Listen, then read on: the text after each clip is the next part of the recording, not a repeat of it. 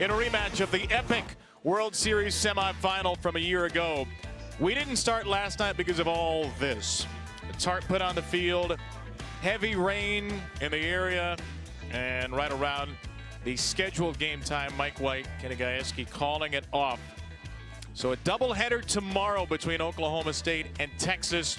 Game 1 of 3 today in a consequential series, not only in the Big 12 where Oklahoma State's just a game out of first, but Oklahoma State hoping to secure a top 8 seed. They look pretty good to do that. Texas right on the bubble for a top 8 seed and a possible super regional host. Kevin Brown, two-time All-American, Amanda Scarborough. It is a massive series. Every time these two get together, you think about the great games of the World Series last year, but these are really two totally different teams, and for Oklahoma State, a totally revamped offense. Yeah, their offense has really been what has helped them this year, propelled to one of the best offenses in the nation, and do it quietly too. But the fact that they got Rachel Becker, a transfer, All-American transfer from Purdue, to be their leadoff hitter has helped them tremendously. She gets on base, one of the best leadoff hitters in the country. And then Kylie Naomi has really propelled her season from last year. Higher batting average, more RBIs, and then Rachel Becker, one of the best batting averages also in the country. She's reached base every game this season. She'll lead off for Oklahoma State. For Texas, Mike White has remade the roster, not with a ton of transfers, but with a whole lot of freshmen. One of the best recruiting classes in the nation. 5 players in extra inning softballs, top 36 in their extra elite 100 rankings. And the lineup today, Amanda, featuring freshmen in the 2, 3, 4, and 9 spots. Yeah, these freshmen have made big impacts in their offense. A 357 combined batting average, 122 RBIs. They alone are 45% of the team's offense. They hit for power and average. In the circle for Texas in game 1, Mac Morgan, who is red hot. 20 consecutive scoreless innings, the reigning Big 12 pitcher of the week, a transfer from Arizona State who throws hard and throws down. That's exactly what she does. Pinpoint accuracy with that drop ball. She's been showing her changeup more lately, especially in that scoreless streak that you mentioned. And away we go. Number 3 versus number 7, Oklahoma State and Texas meeting for the 14th time in 3 years. And the Cowgirls line up 6.7 runs per game, tied for 11th in the country. 4 seniors in a row to start.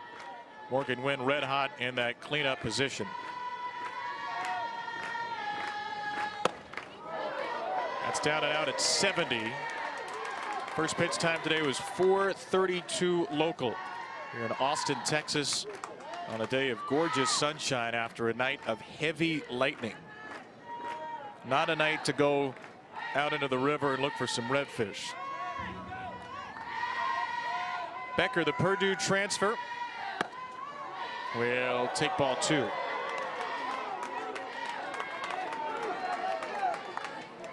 Rachel Becker, a couple of all Big Ten selections at Purdue. Texas was one of the teams heavily in the mix for her this offseason before she transferred to Oklahoma State. A 20-game hit streak, and again on base every game this season. Becker chases strike 2. She has a really good eye, can hit for a little bit of power. And you look at her ability to get on base mixed with her slugging percentage, really high OPS. Slid right into that leadoff spot for Oklahoma State and has been hugely impactful for them. Morgan's got a couple of strikes on her on 2-2. That drop ball that Mac Morgan throws is a heavy drop ball. Can throw it on both sides of the plate. And you mentioned it, Kevin, she's got to work really at the knees and below. She wants to throw that drop ball on both sides of the plate, both the righties and lefties. Has good command on both sides. 6 pitch to Becker, who stays alive again. Off speed at 59 there from Mac Morgan. Yeah, and that is a pitch, again, to look out for in this game too, and just for Mac Morgan for the rest of the season. A pitch that she's going to have if Texas wants to go deep into the postseason, and if Mac Morgan wants to go deep into games that she starts, a must-have pitch. She has solidified the #1 spot in this rotation, and she's in a battle with Becker to begin this game. Rachel Becker, the 231st consecutive start. She began at Purdue out of Lindenhurst, Illinois.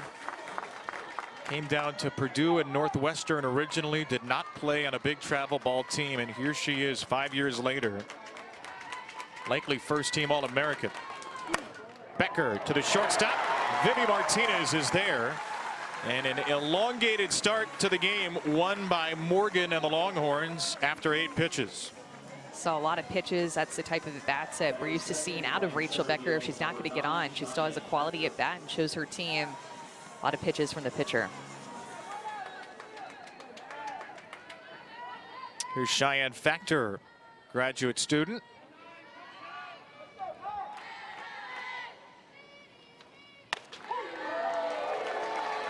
That's some high octane stuff for Mac Morgan to start this game. 72 to the outside edge.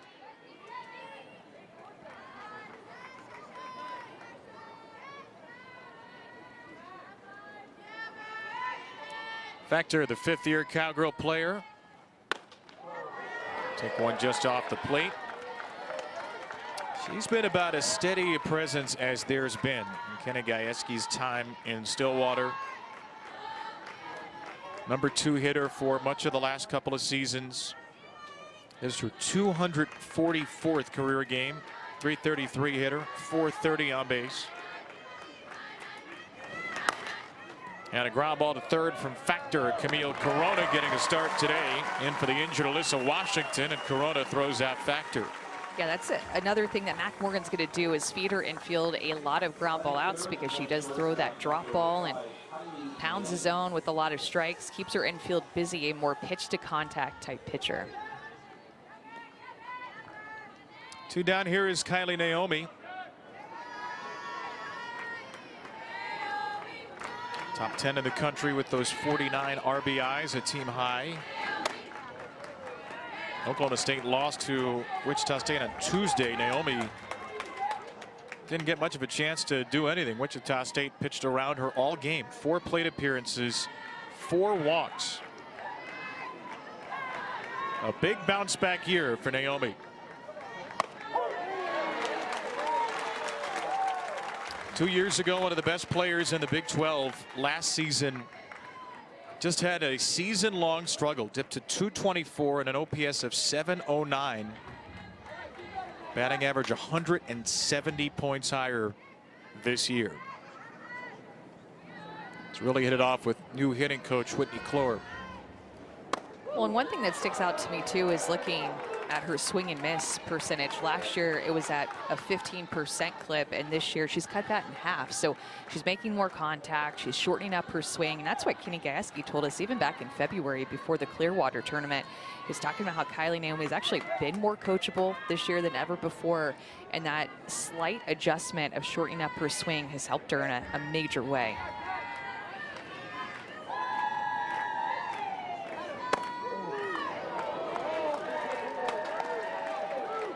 We saw the power from Naomi at the end of the season last year in a big home run in the decisive semifinal game, which Texas would come back to win, but it just wasn't there consistently.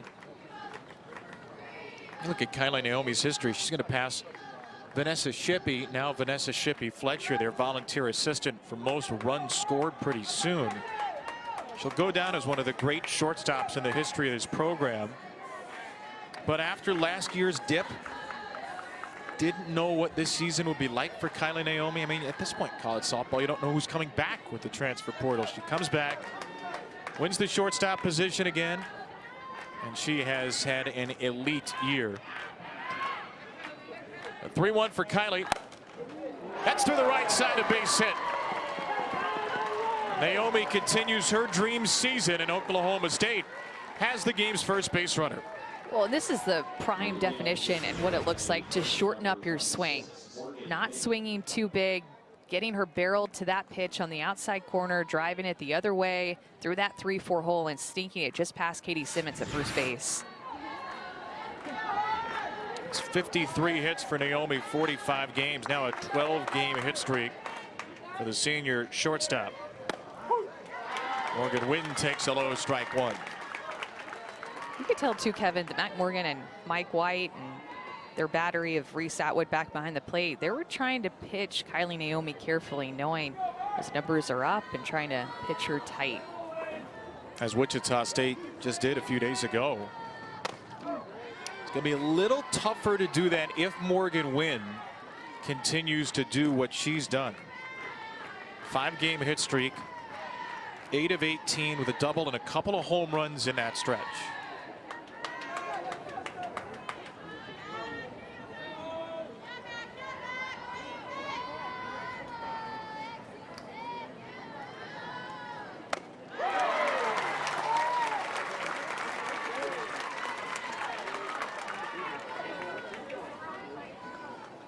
Be the 20th pitch of the inning for Mac Morgan.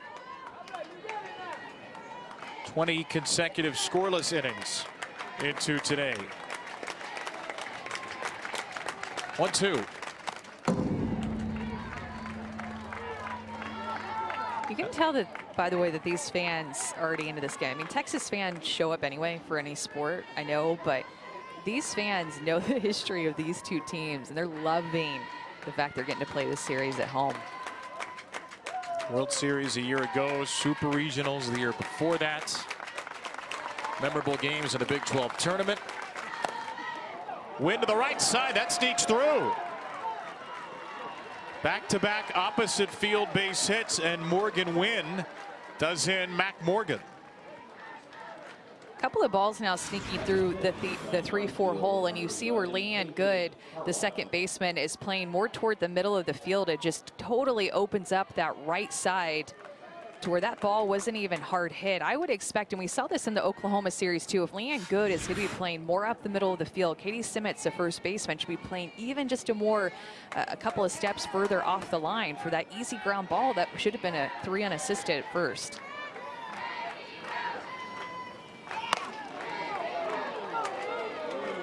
Texas has had revolving door at first base the last couple of years. Remember, Simmons was a big recruit as a catcher. First base, not a natural position for her. And they've tried to work on her range there, but that ground ball from Wynn sneaks through to keep the inning alive for Caitlin Carwile. 2 on, 2 out. And a 2-0 count to the junior Carwile. Props to Oklahoma State here for making Mac Morgan throw so many pitches in this inning. And that's how you can see a good offense too. They're battling with 2 strikes, they're battling with 2 outs, not letting a pitcher and a defense get off the hook early. Already 23 pitches thrown in this inning.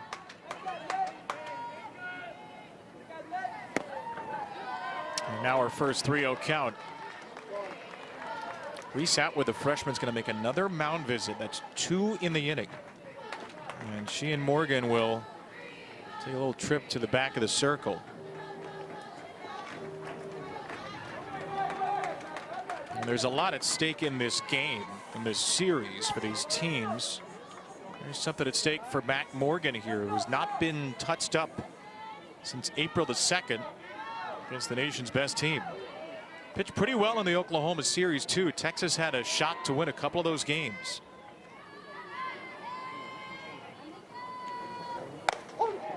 Well, yeah, just as a reminder to follow up, I mean, shoot, that kind of really was the start of her pitching so well. She got the start against Oklahoma, took a lead into the 7th inning, a 2-run lead to the 7th, and Texas couldn't hold on, but pitched good enough to win that game. Just Oklahoma. It's an appropriate verb most of their games. Carwile takes one low, and it's a walk. This all started with 2 out, nobody on. And all of a sudden, Oklahoma State's loaded the bases. Yeah, this is a pitch right here, Kevin, that Mac Morgan wants and feels like she is getting the very bottom of the zone. We talked about their pinpoint command with that drop ball, and that right there is a sign of it, that she wants to get that called at the bottom of the knees, but now she needs to use that pinpoint command of her drop ball to bring it up just a little bit to see if she can get that for a called strike. Mike White's out to talk with his pitcher.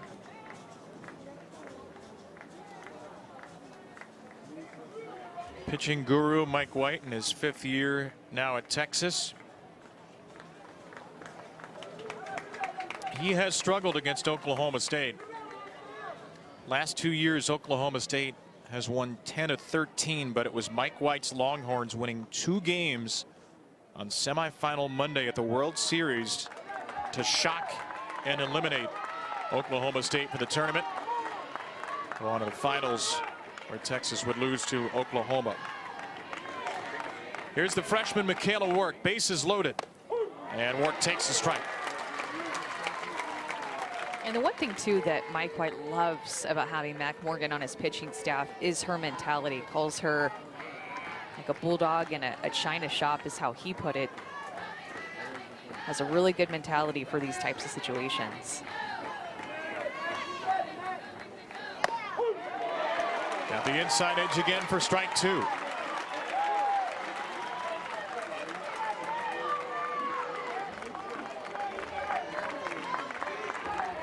Runners on this season.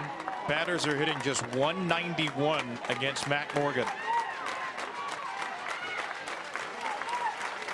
2 strikes to the freshman Wark. And a ground ball to short. Martinez will go to third and get out of the inning there.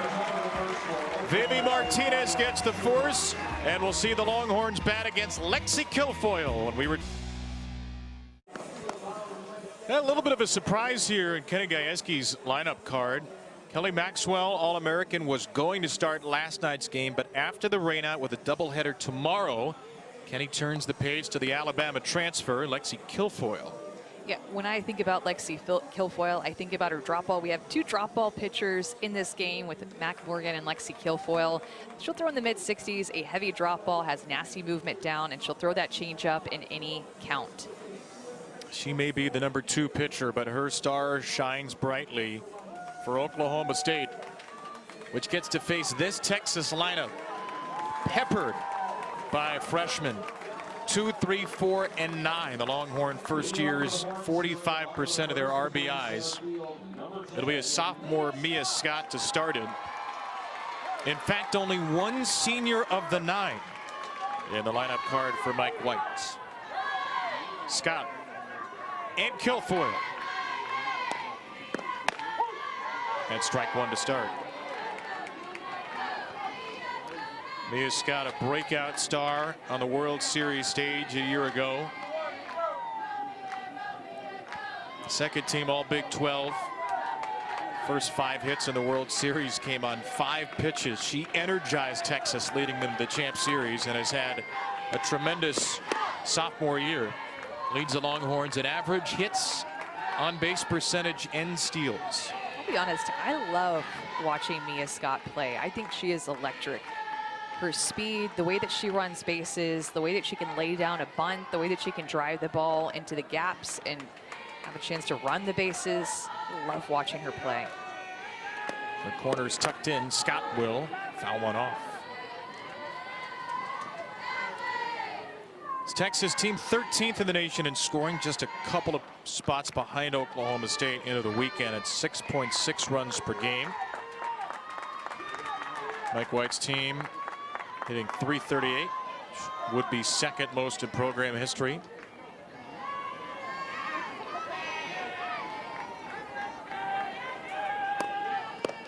On a 1-2, Scott chases. And a cave for Kilfoyle to start. I like that. I see what you're doing there. Cave for Kilfoyle. Uses this outside corner. Looks like a screwball that not only moves away from Mia Scott, but also down. That is a good location for Kilfoyle to start off this game. That's what they teach kids in kindergarten in Stillwater. You know, K is for Kilfoyle. And Kelly. Mm-hmm. And Kelly, Maxwell. Yeah. And Kenny, I guess. Here's Vivi Martinez, the first freshman in this lineup. 7 games in a row on base for Martinez, though that average is, if you can believe it, the lowest it's been all year at .378. Extraordinary non-conference, coming back to earth a little bit, as you might expect in Big 12 play. Martinez to the left side. The shortstop, Kylie Naomi, throws her out. And 2 quick outs for Kilfoyle. Hey, you think about this pitching matchup that we have in this game. We have 2 transfer pitchers, 2 big-named transfer pitchers that are starting this game. And think about the pitchers that were in the transfer portal. I think that Lexi Kilfoyle and Mac Morgan may have been the biggest names as pitchers in the portal, and we're seeing them face off head-to-head and play in the Big 12.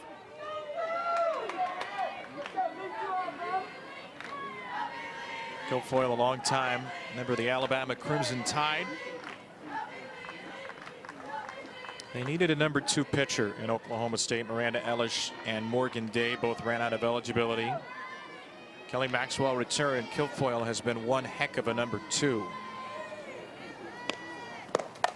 Leanne Good into center field. A good break for Factor on a 7-pitch inning for Guilfoyle. Neither team scores after 1 in Texas. Longhorn Network Softball is brought to you by Whataburger. Stop by and try the Patty Melt today. It's an all-time favorite for a reason. Back in beautiful Austin, Texas, state capital of the Lone Star State, where thankfully there's no more lightning, at least not for a couple more days. We hope. Doubleheader tomorrow between OSU and UT. Begin at noon right here on Longhorn Network. Oklahoma State number 3 in the country behind Oklahoma and UCLA, and Texas not far behind at number 7.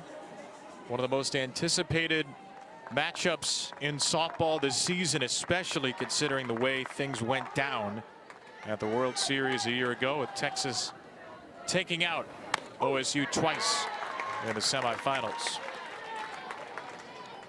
Talon Edwards, number 7 hitter, leads off against Mac Morgan in the second. Edwards having a heck of a freshman year, though hit a little bit of a wall of late.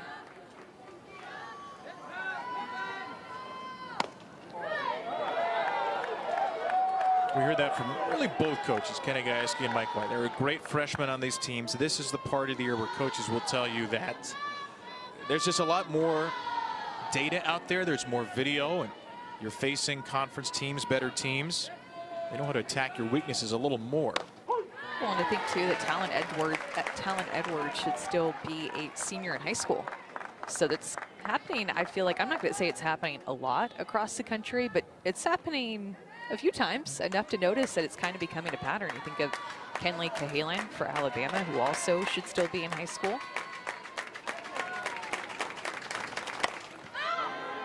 Popped up into center field. This is Martinez, the shortstop, who took control and made a fine play.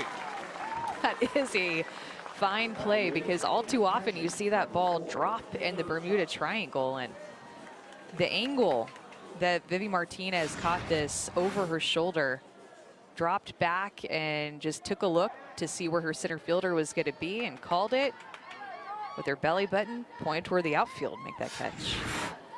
Thought you were going to say she called it with her belly button. No, that would really be something. Yeah.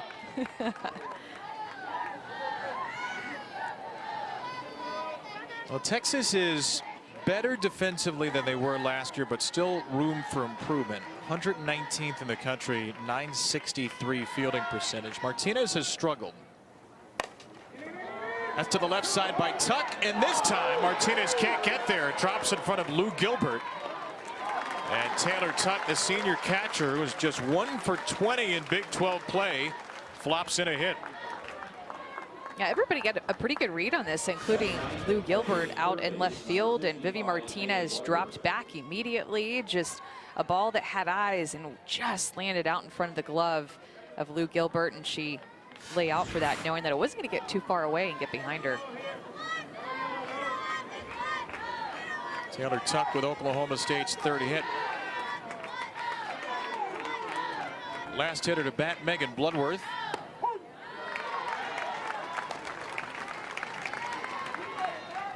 Kenny Gajewski hit the Tuscaloosa to Stillwater pipeline a couple of times this offseason. Not only Guilfoyle, Megan Bloodworth, who was at Alabama last year, started every game at third base this season.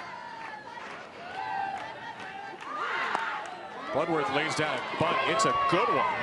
And Bloodworth is thrown out by Simmons. The converted catcher in from first to make the play. It's Tuck takes second on out number 2. Yeah, when I think of, Kevin, the transfer portal and what team, what program has benefited the most from the transfer portal, Oklahoma State is definitely one. That comes to mind, not just for this past season, but just really for the past couple of years, since I would say 2019, 2018. Really since when the transfer portal became a thing. lose track of what year that was. That actually was. It's a lot to lose track of with the transfer portal. Here's Rachel Becker, who's certainly been as impactful as anybody Kenny Gajewski's brought in from another school.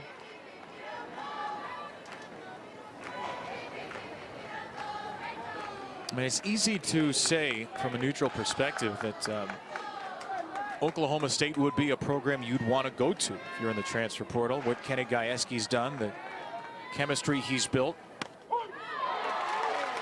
Talk to people around this program. You talk to people that were at Oklahoma State before Kenny Gajewski got there. It's a story that's been told, but it was a program in disrepair. It needed to be rebuilt really from the studs. And now Oklahoma State's made the World Series 3 years in a row. 0-2 for Becker. Oregon misses outside.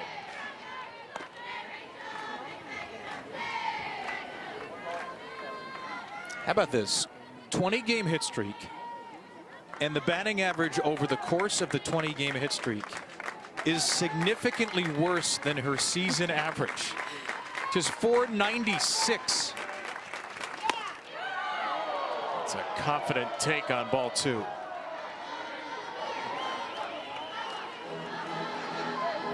Yeah, she's super competitive, knows the strike zone, good discipline, short swing.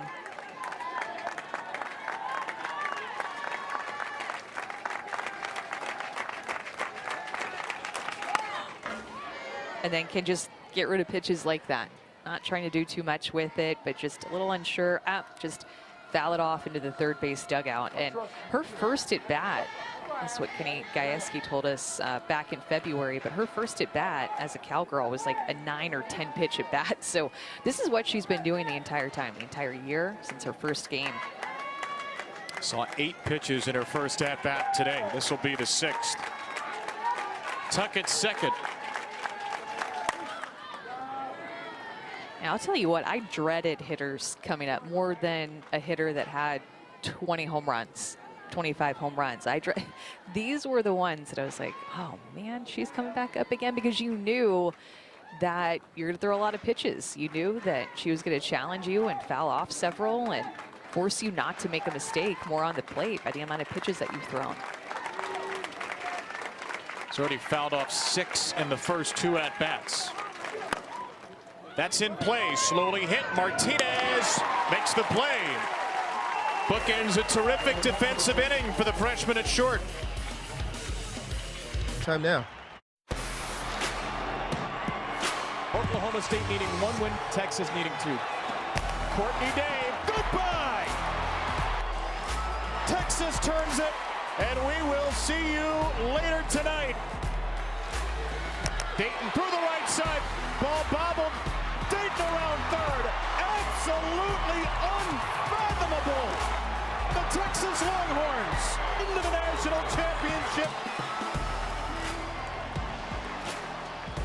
A night that many of you watching and that the two of us up here in the booth certainly will never forget.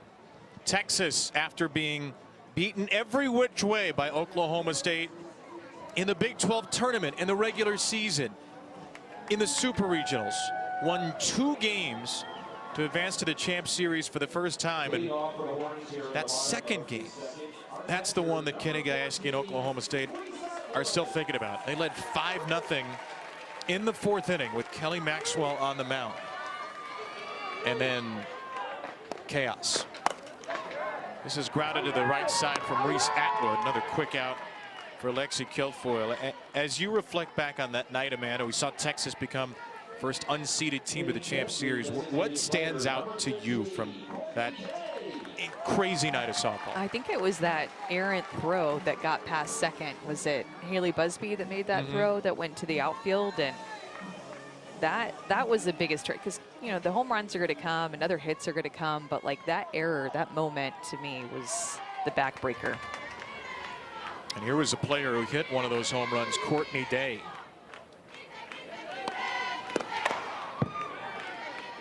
What a tournament she had last year.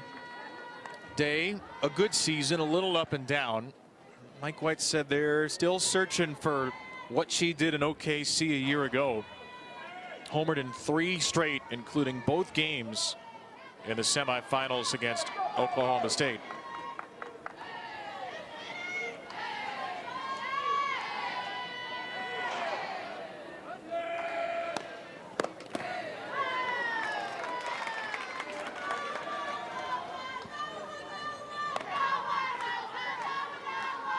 Courtney Day came here as a two-way player. 2020 led Texas in home runs and in ERA. But less and less time in the circle as the years have gone on. Hasn't thrown a single inning this year. The usual designated player for Mike White.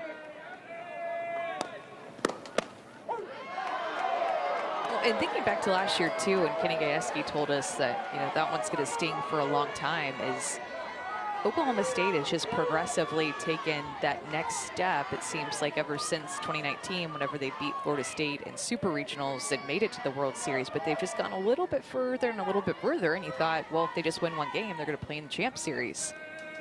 And Texas said, nope, not on our watch. One of the scary things, I know Texas is a much different roster this year, is where they are right now compared to where they were a season ago, because there's a little bit of Mike White magic that you still expect for this team. There's the Chucky doll. And Texas, you know, took a little Chucky personality on last year at elimination games. They refused to lose in the regionals and the supers and the World Series. They kept winning elimination games. Beat Washington and Seattle in a winner-take-all Game 7. Lost the first game in the supers to Arkansas, won the next 2. And then beat Oklahoma State in those 2 elimination games before finally running into the Oklahoma buzzsaw.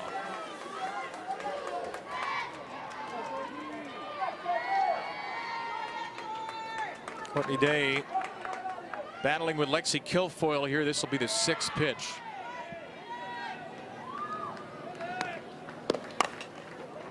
Chop to the third baseman Bloodworth, who throws her out.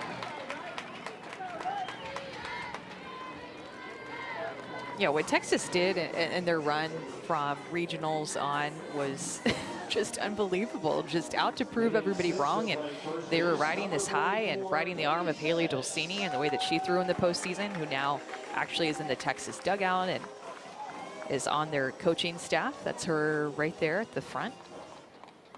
And she pitched unreal, especially in the regionals, to get them to supers.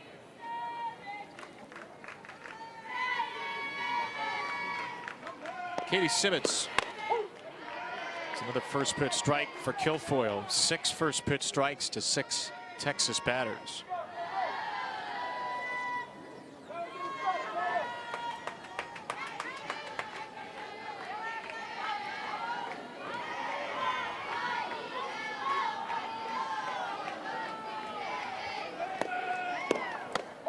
There's that changeup. She can really float that in there and drop it down to 55. I feel like she's throwing really confident right now. Throwing a lot of strikes, just attacking these hitters. Her first pitch strike percentage on the year is 62%. So clearly throwing above that today.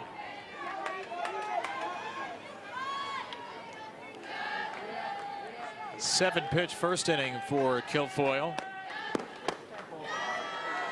Couldn't get the outside corner on ball 1. It's that heavy drop ball. You can just see it almost fling out of her fingertips to the catcher's mitt. It just pounds in there and it goes hard down. And she's a tall woman too, so she releases the ball a little bit higher because she does stand at over 6 feet tall. So then it gives it that real good bite down with the spin that she has. Tallest player on the roster, 6'2", and she gets Simmons to chase. 7 pitch first, 11 pitch second. 2 perfect for Kilfoyle, who picks up her 2nd strikeout to end the 2nd inning.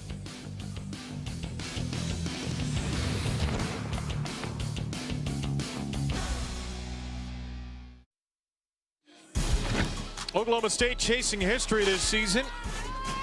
39-5, the 2nd best start in the history of this decorated program. They've been led by their big bats. .339 batting average, which would smash a school record. Currently smashing the school record for on-base percentage as well, and 6.7 runs per game That would be a school record for OSU as well. Doesn't feel like it this week, though. Oklahoma State just 2.8 runs per game in the last 4. They've lost their last 2 after a 39-3 start. Troubling signs for you, Amanda, or just a downturn in a season that's inevitably filled with ups and downs? Yeah, I think that just it's inevitable, and we've seen it across the country. And I feel like it always happens in the middle of April. Strike to shy. In fact, why middle of April? Just such a long season, and I think when you get to the middle of April, you're at this point where you know postseason is just around the corner, and you've already been playing since February, and it's just a grind. Start to play some teams that know you a little bit better because you're playing conference games. So everything just mentally and physically, to me, just gets a little bit taxing, and you're just so ready for postseason to be here, but you still have a few more weeks of conference play. 2-3-4 hitters against Mac Morgan in the third. Cheyenne Factor, Kylie Naomi, and Morgan Wynn.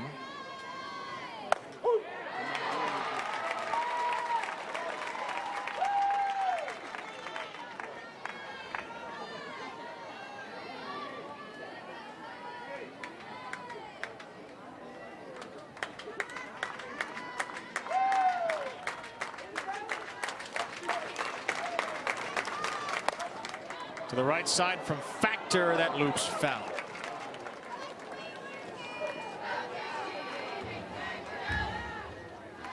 We're seeing long at-bats right now for these Oklahoma State hitters. 44 pitches to the first 10 batters. Factor will see a 5th. A lot of deep counts for Oklahoma State, which has walked 37 more times than it struck out as a team this year. Coming into today.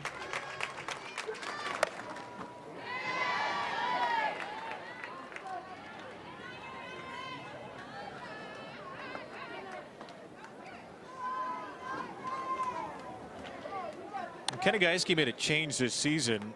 Jeff Cottrell left, longtime assistant coach. Whitney Clore took over. Her second year on the staff, her first as the hitting coach, and Kenny gives her a lot of credit for the offensive success for Oklahoma State this season. It's a constant reminder about being short, he said, that Whitney preaches. Sometimes you see home runs light up the scoreboard, but can't always go chasing waterfalls. You need to be short, put the bat on the ball with 2 strikes. Seen a couple of opposite field hits already for Oklahoma State here. Not a huge power team, but a team that grinds out at bat after at bat, as you're seeing already. And Factor takes the 7th pitch just off the corner. It was a close one, and Mac Morgan again not getting the call at the bottom of the knees. Maybe a little bit off the plate. She's thrown this pitch on both sides of the plate, really, and not gotten the call, and trying to keep her pitches there. This is a good pitcher's pitch, just not getting the call. Factor fights off the 8th pitch on her hands. But yeah, Kevin, Kenny Gajewski has been super pleased with Whitney Clore and the job that she has done with the hitters and the way that they've taken to her. And you mentioned shortening up the swings, but also just working on having an approach, just practicing an approach and working in having a plan at the plate much more than what he feels like that they had done in the past. In the air left side from Factor, Lou Gilbert cleans it up. And on the 9th pitch, Mac Morgan rests.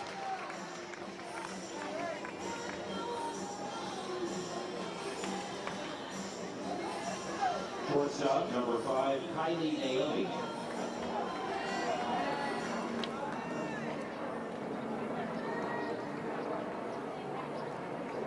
Oklahoma State's averaging just under 5 pitches per plate appearance today. 3 hits and a walk against Morgan. It's a strike on Naomi.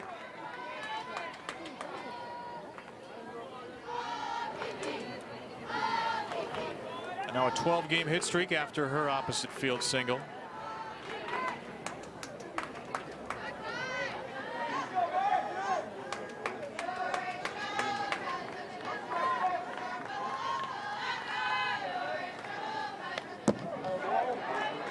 check swing foul. Kylie Naomi putting her head down like, dang it, 0-2. I didn't even mean have my barrel touch that one. Mac Morgan going up and in on her hands, and that pitch just running into her bat. It's a winning facial expression captured by our crew.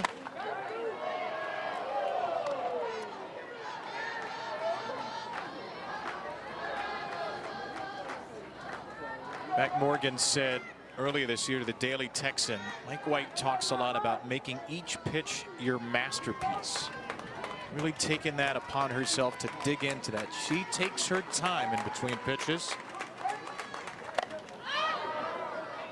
I'll be honest, I think she actually likes to work at a fast pace. I think Coach White takes his time to give her the pitch call in the dugout and figure out what he wants to call. He's in there with all the information. He was a pitcher himself, of course. I think he really just likes to feel the situation and watch the hitter get in the box and pass on the sign. Mike White will have an interesting adjustment if and when softball goes to a pitch timer. It's a great at bat.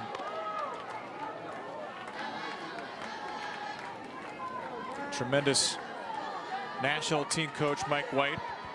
Long career at Oregon, year 5 at Texas. He's coached 12 years where there's been a super regional. His teams have made the super regionals all 12 times. All 3 to Naomi, who was in an 0-2 hole.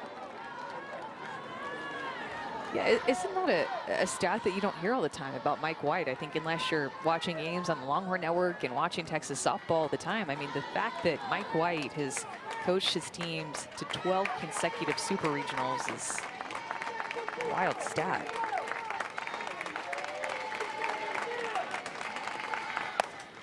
Naomi to the second baseman, Leanne Good. 7 pitches to win the battle for Mac Morgan. Yeah, and Mac Morgan got ahead in the count by going more up in the zone for the first 2 pitches that were check swings, and then Kylie Naomi fought back into this at bat, taking a close pitch there on the outside corner, and then Mac Morgan wanted to go up and in on her hands, and away with that changeup. And then again outside, so clearly the plan was to work her hard up and in, and then away, lower in the zone, getting her to ground out at 4-3, put out. Strike 1 to Morgan win. It's 2-1 strike to ball rate for Morgan. The pitch count is so high in part because of all the foul balls.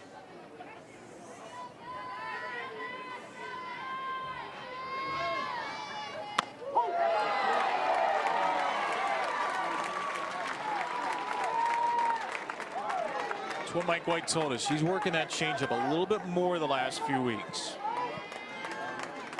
Looks really confident when she throws that pitch too.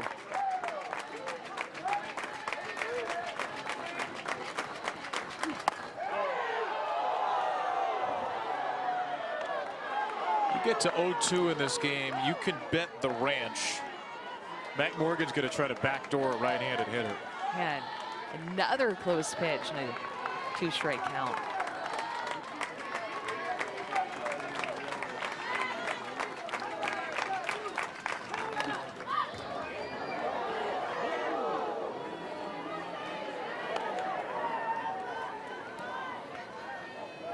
Mac Morgan pitching for the 26th time this season, 18th start. Typically hasn't had to work this hard this early. Be another 20 pitch inning for her. And another ground ball to second. Good is there. It's a 1-2-3 despite all of the pitches. 23 scoreless in a row for Morgan, and we're still all zeros. You will get a full fill of softball.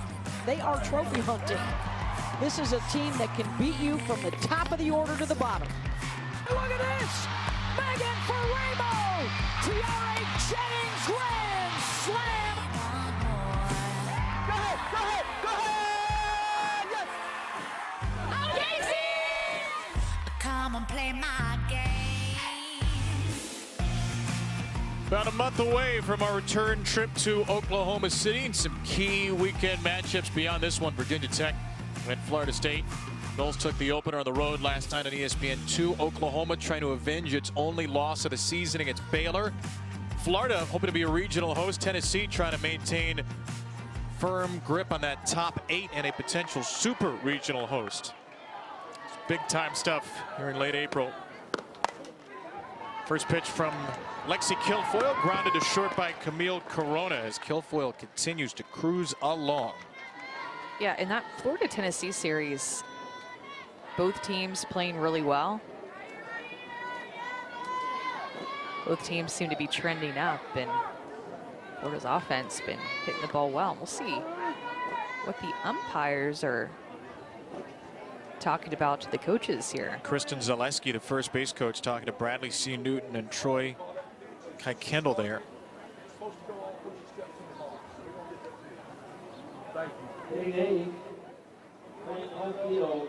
I caught some of what Bradley C. Newton said there. Couldn't hear all of it. He's talking to the Oklahoma State dugout.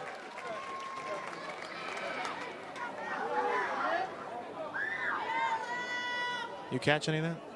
I didn't, and maybe we can ask one of the coaches about it in our interview. I think it'd be a good question. Yeah. What else we can ask? You know? Why is your pitcher so good? Please. Here's Lou Gilbert. Yeah, there's a first pitch ball, first of the game. Lexi Kilfoyle is human, apparently. Still a whole lot of strikes to start her outing.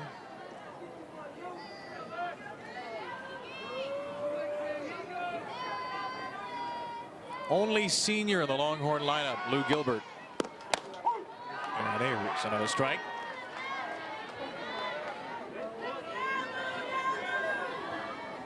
Fifth-year transfer from Baylor. Second team All Big 12 with the Bears 2 years ago. A couple of intra-conference transfers on these teams.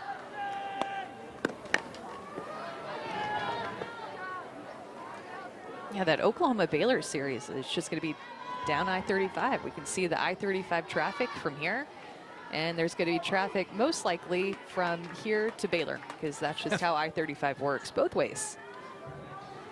There's probably going to be traffic on the base paths when Oklahoma is batting too, because you beat Patty Gasso's team once. Okay. You're probably not going to get him twice. I have a feeling they're going to be fired up for that one. Just ask the two teams here. A strikeout of Gilbert. Third of the game for Lexi Kilfoyle. And she looks good in this start, doesn't she?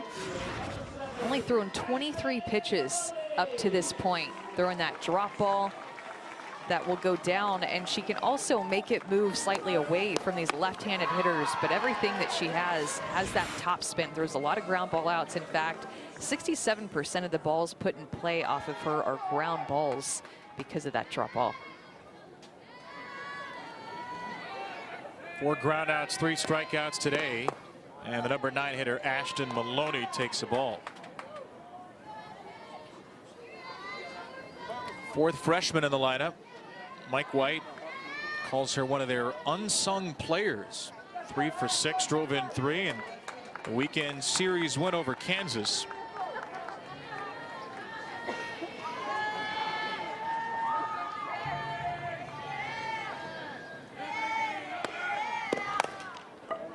Ground ball. Becker takes her time and fires, ending 3 perfect innings for Lexi Kilfoyle. Mike White will join us when we return to Austin.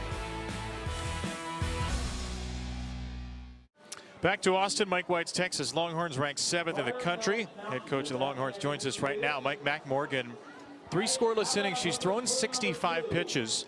Oklahoma State's made her work. Are you concerned at all about the deeper counts? A little bit, especially the later we go into the game. We need a quick inning here sooner or later, so we can get back in, get some rest, you know, and when we get a little longer on the offense. Yeah, exactly. With the Lexi Kilfoyle hard drop ball that she's throwing, Coach, what's the best or the message to your hitter how to approach that? Well, you know, got to get it up, that's for sure. If you start chasing it down low or chasing it out, and it's got good velocity on it, it's moving well, you know, so it's a tough battle right now, but hopefully a second time through we can start making some adjustments. Mike, thanks for the time. Good luck the rest of the way. Thank you, Hook 'em.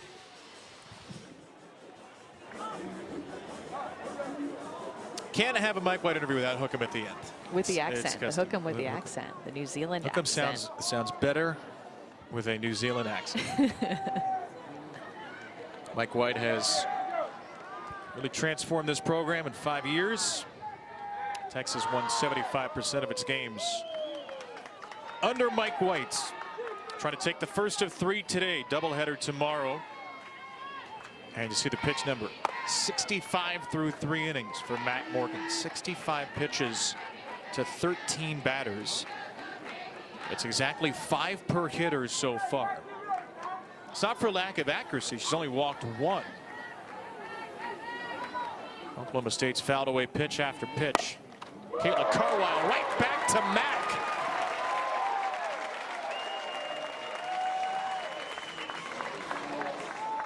Way to get a quick out, roll another ground ball right back to yourself, and Mac Morgan gets ready to field her position immediately after letting go of that pitch. Remember, when she is releasing that pitch, she's literally 38, 37 feet away from the hitter. That gets on you in a hurry.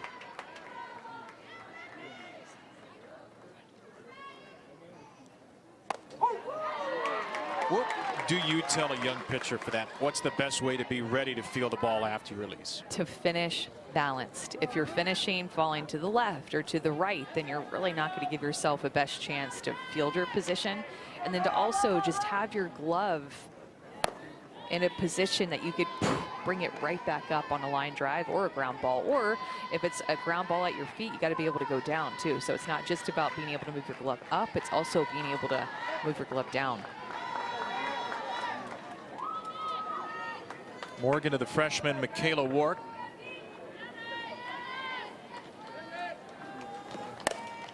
That's into center field, drilled right at Scott. A rare air out.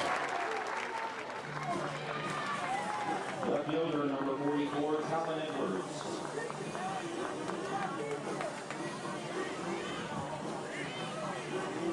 Kenny Gajewski will join us before the bottom of the 4th inning. Getting some nice shade right now, third base coach's area. So Morgan with 5 pitches to get 2 outs, looking to finally have a quick inning. That's in the dirt to Talon Edwards. It's a good Texas staff. Morgan, their ace. She's going to visit now from Atwood. Another visit from Reese Atwood. Talk about just the length of the game, Kevin, and those mound visits between the coach visits and the catcher visits are what really start to add up in our game, and definitely going to be something that I think that we talk about for the rest of the year and entering next year, hoping that possibly there's some changes made, especially with the 20-second pitch clock in between pitches. And we talked to Mike White about that during the week. This is slapped into left, and the freshman Edwards with a base hit. Snaps an 0 for 8 streak, and the Cowgirl lineup 0 for 7, should say. Yeah, this pitch is left more up and about a ball on the plate, and Talon Edwards just shoots it the other way. Oklahoma State has done a nice job of going the opposite way for their hits so far in this game. It's the Cowgirls' 4th, 3 of those 4 to the opposite field. Strike 1 to Tuck. You're a proponent of the pitch clock? Yes, that's for sure. A lot of wasted time, and you see it with the batter going all the way back to the dugout and then coming back into the box after every single pitch. I think that's the way that you see it, how long it takes to get the signal in to the pitcher.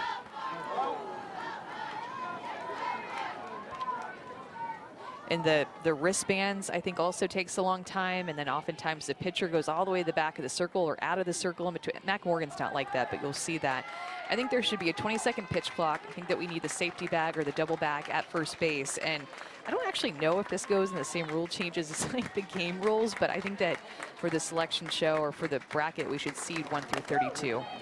Talk about that next half. Well, tapper from Tuck. Morgan had the glove in the good position again. She fields her spot. 4 more scoreless for Mac. Texas top coming up. 11th. She's a Longhorn legend. Lexi Kilfoyle perfect through 3 for Kenny Gajewski's Oklahoma State Cowgirls. We're joined by Oklahoma State's coach right now. Kenny, last night you're going to go with Kelly Maxwell. Doubleheader tomorrow. You go with Lexi Kilfoyle today. What led to that decision? I don't know, but I knew you'd ask that. Only the hard-hitting questions for you. Come on. We just felt like it was the better deal for us for tomorrow as well. You know, it was the right feel. Coach, what approach do you want to see from your hitters moving forward against Mac Morgan? Well, we gotta figure out a way to hit with runners in scoring position. We've already left 4 on base or 5 on base now, so we just got to get over that hump. I like our approach. We're getting deep in counts. We're doing some nice things, so we just got to keep plugging away. We'll be sure to run both questions by you next time. Awesome. Kenny. Thank you. Thanks for being All right, with guys. us. Thank you. All right, bye. Hey, he looks like a genius right now. He often does, Kenny Gajewski. Tremendous coach. And Lexi Kilfoyle, not allowed a base runner, and she's done it on a crisp 25 pitches. I think she's looked really good. Haven't gotten a lot of time to talk about her because she's throwing so many strikes and getting so many quick outs. Here's Scott, the batter. Lays down a bunt foul. We want to talk about her now. What are you seeing with Lexi Kilfoyle? Just pounding the zone. I mean, she's throwing that drop ball hard down. It has good movement to it, and mixing in a few changeups. She really hasn't had too much because Texas hasn't proved they can hit that drop ball. Likely to see that a little bit more later on. 3 strikeouts, 5 groundouts, 1 flyout. More than a strikeout an inning on the year, and that's going to be a ball. We see this every now and then. If you're a pitcher, this has happened to you. Accidentally lets the ball go right at the top of her arm circle, and as she's approaching her release, just falls out. She'll smile about it. Happens to the best of us. Won't be the last time you see it either.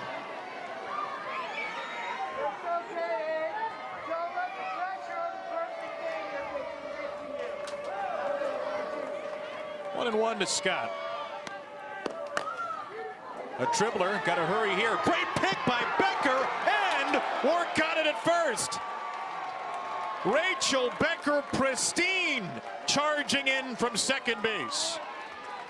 This play is all about her read. She puts her body in the right spot to create an angle with how she attacks this ball. She gets a read, gets her body around it so that she can field it on the side of her body. She doesn't even hesitate at all in her transfer, a quick transfer to her bare hand, and throws on the run. Amazing play by Rachel Becker. A spectacular start to the home fourth. Strike 1 to Martinez. Rachel Becker has played such a brilliant second base this year that if you had never seen Rachel Becker play, you'd think she must have grown up a second baseman. She was a shortstop, played very little second before coming here, but Oklahoma State has Kylie Naomi, one of the great shortstops in the country.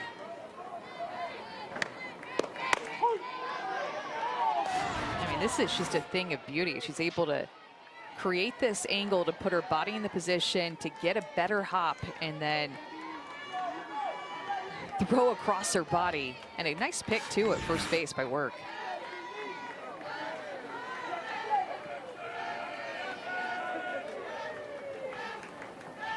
Two strikes on the freshman Martinez.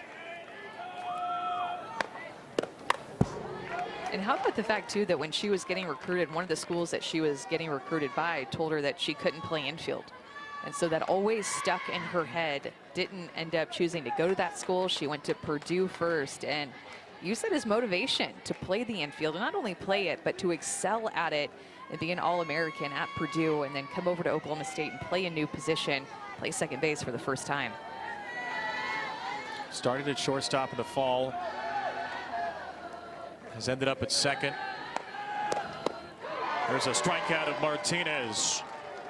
And Kilfoyle with a K in every inning. This pitch is just falling off the table.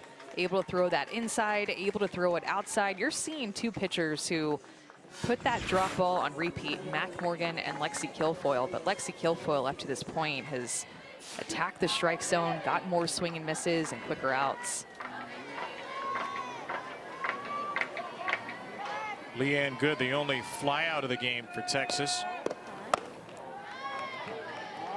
Like White said, when we just talked to him, they need to see the drop ball up. How many drop balls have you seen up? Not a ton. So what do you do? Because even the one that is up is still moving down. Because I think it goes back to how tall she is. It still is going to start even a little bit more up and have more room to break down because of how tall she is. It reminds me of her friend, Kat Osterman, and the drop ball that she would throw. She stood over 6 foot tall too, and that drop ball would just fall off the table.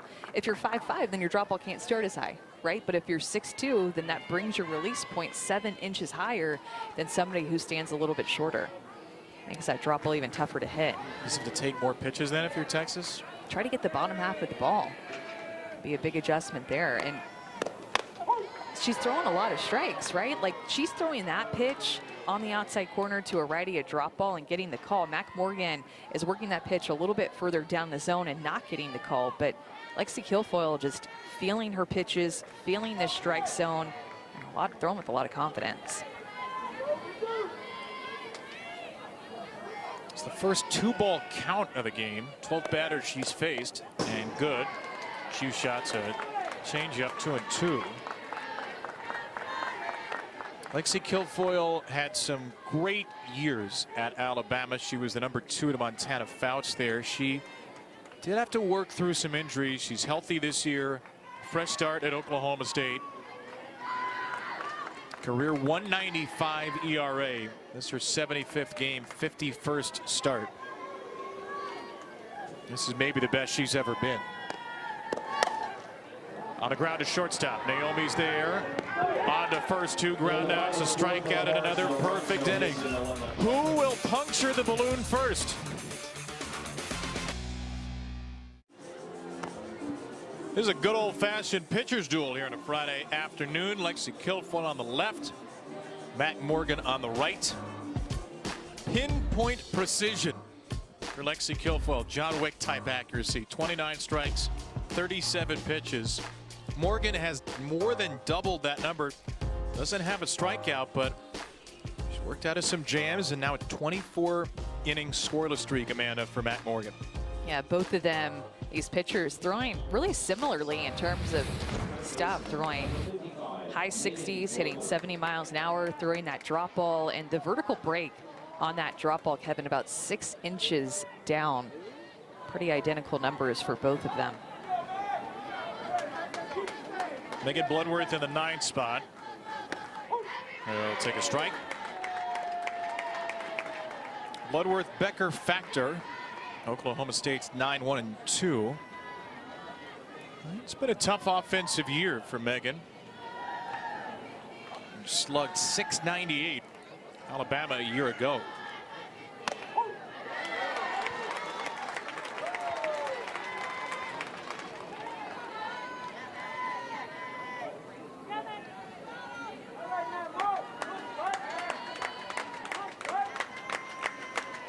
Morgan had her first quick inning of the game in the 4th, a 10-pitch inning. Again, fishing for that outside corner on 2 strikes.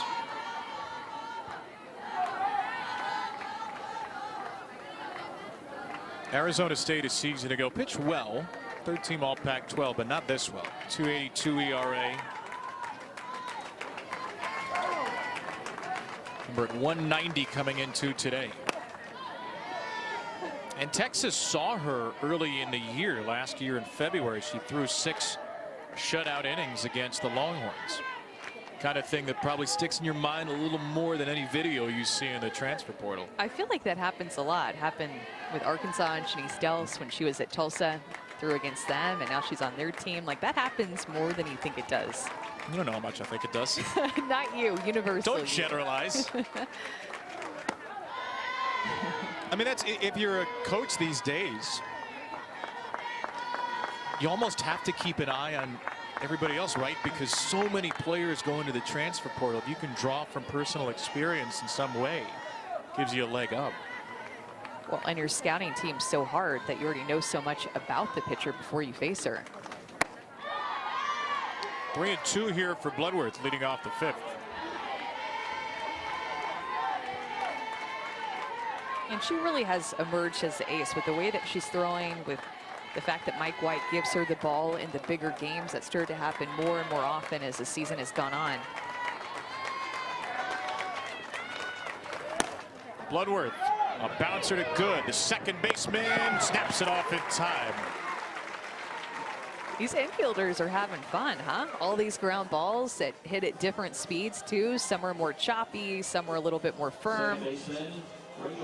Having some fun on the dirt.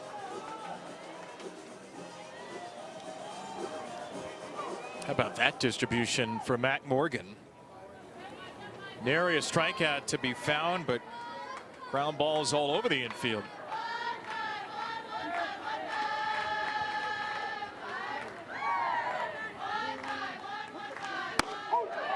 Right now there are 5 different Texas players, including Morgan, with an infield assist.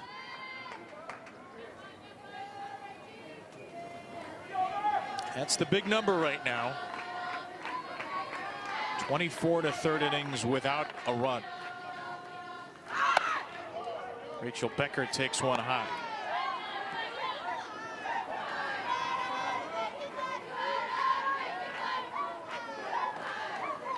Becker has not reached base in her first 2 at-bats. Line out to short, ground out to short. Into the game on base all 44 games this season. And she's in a 1-2 hole. That's the Oklahoma State record. She's not far from it. But chances are dwindling here with a couple of innings to go.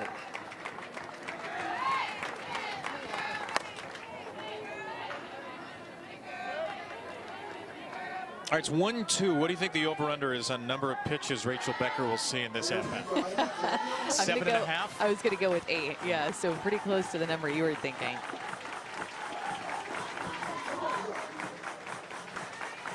How has Morgan been able to get her out today? Stick with her, work a little off the plate at times and see what she can get her to chase at times and foul it off. To second base, another ground ball to good. And Rachel Becker's 0 for 3. The on-base streak in some serious doubt. Center fielder, Cheyenne Patrick. Good location there to go inside with that drop ball. It's been living on that outside corner quite a bit, but work her in and get that ground ball again. I'm telling you, these infielders are just on their toes with both of these pitchers. 10 of the 14 outs on the ground. Factor with a ground out and a fly out. Strike 1. She's starting to get lower in the zone too. I think she's starting to figure out the strike zone a little bit more. I don't know if maybe a pitch like that she just got called earlier on in the game would have been called. Maybe she is working centimeters, working inches to try to find that sweet spot with the umpire's zone.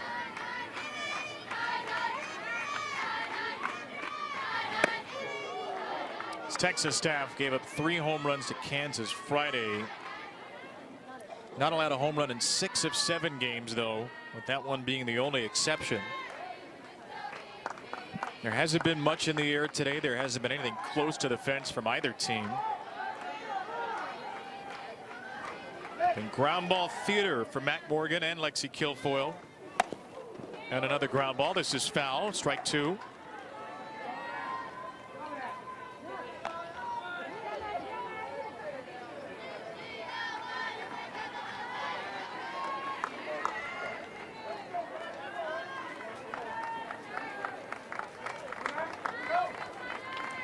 It's not for lack of battling. 4.5 pitches per at-bat for Oklahoma State today. Only one walk, though, throughout all of that. And Factor gets drilled.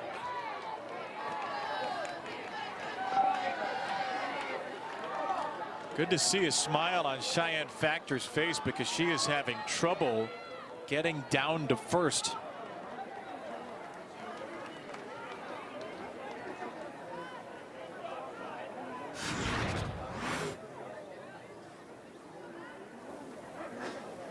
Yeah, 70 miles an hour right there. Your shin, pretty much, or the side of your shin.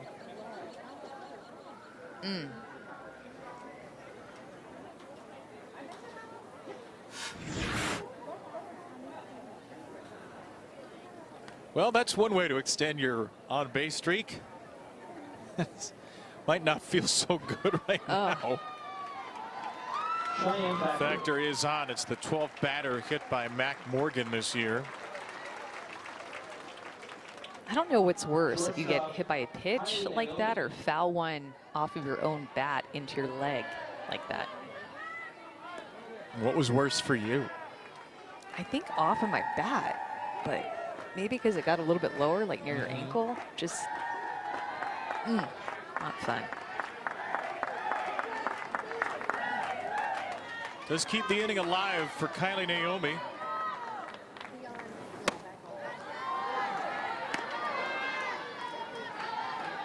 Oklahoma State's RBI leader. Tied for 9th in the country. She's knocked in 49 in 44 games.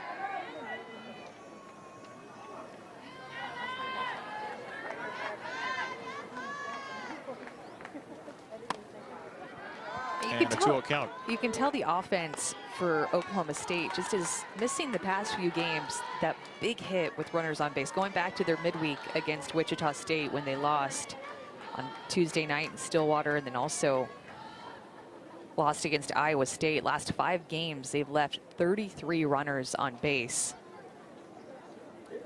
Kenny Geiske going to bring in a pinch runner right now.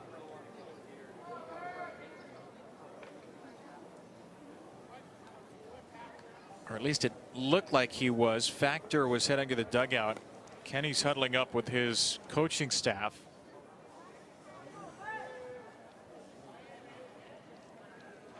Mike White will take this opportunity to talk to Mac Morgan.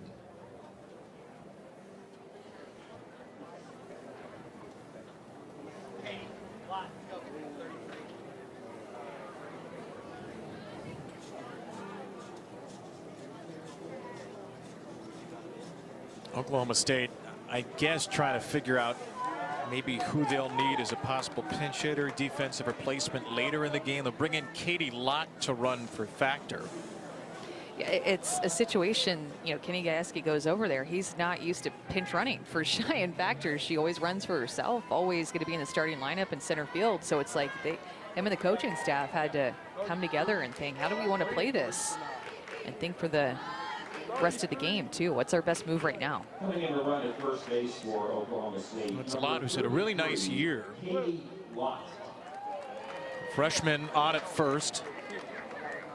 3 for 3 as a base stealer.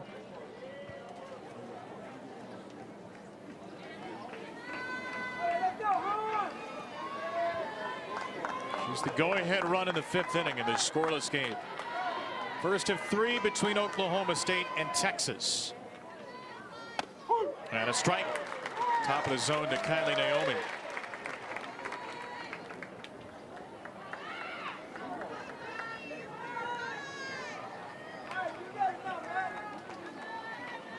.394 hitter at the plate.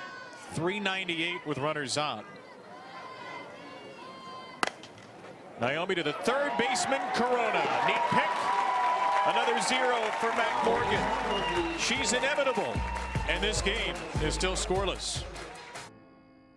Lexi Kilfoyle has been so good for Oklahoma State today with her drop ball, the way that she has been attacking these hitters, throwing a ton of first pitch strikes and being able to expand the zone with her drop ball with 2 strikes when she's needed to get these Texas hitters to chase out of the zone.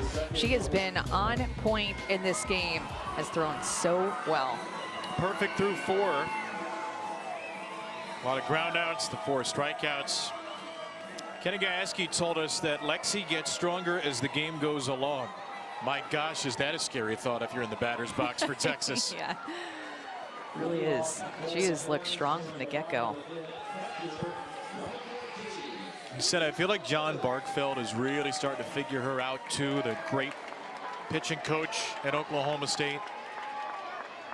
Pitched really well against Wichita State Tuesday, 8 innings, 3 runs, struck out 10, walked 2. And has not allowed a base runners so far. 37 pitches through 4 innings. Ball 1 here to Reese Atwood. Oklahoma State and Texas meeting for the 71st time. Longhorns lead the all-time series 38-32. Strike 2 Atwood. Always good games between these two teams, no matter if it's in the regular season, postseason, Big 12 tournament, World Series. Always going to be good ones. And in the last 2 years, it has been in all of those places. In Austin and in Stillwater, Oklahoma City.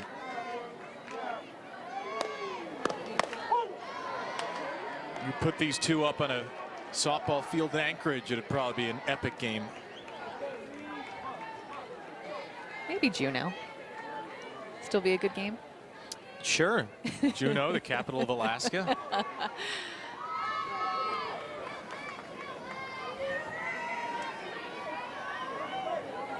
Atwood a ground out to second her first time. Atwood a ground ball to third here. Bloodworth throws her out.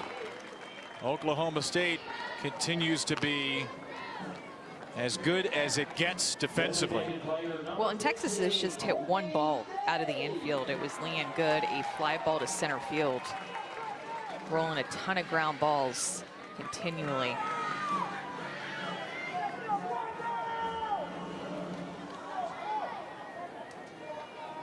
If anybody in this lineup can get one to the outfield, this is the batter, Courtney Day.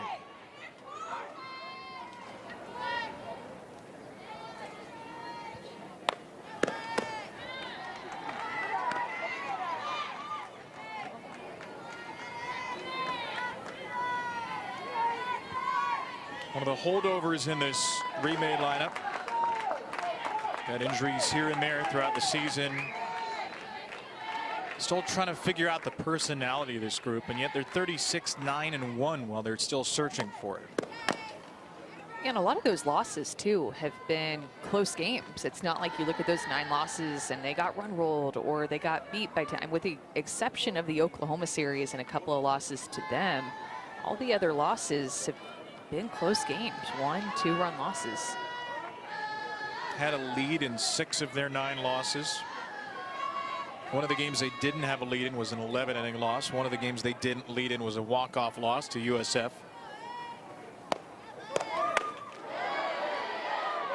No swing there.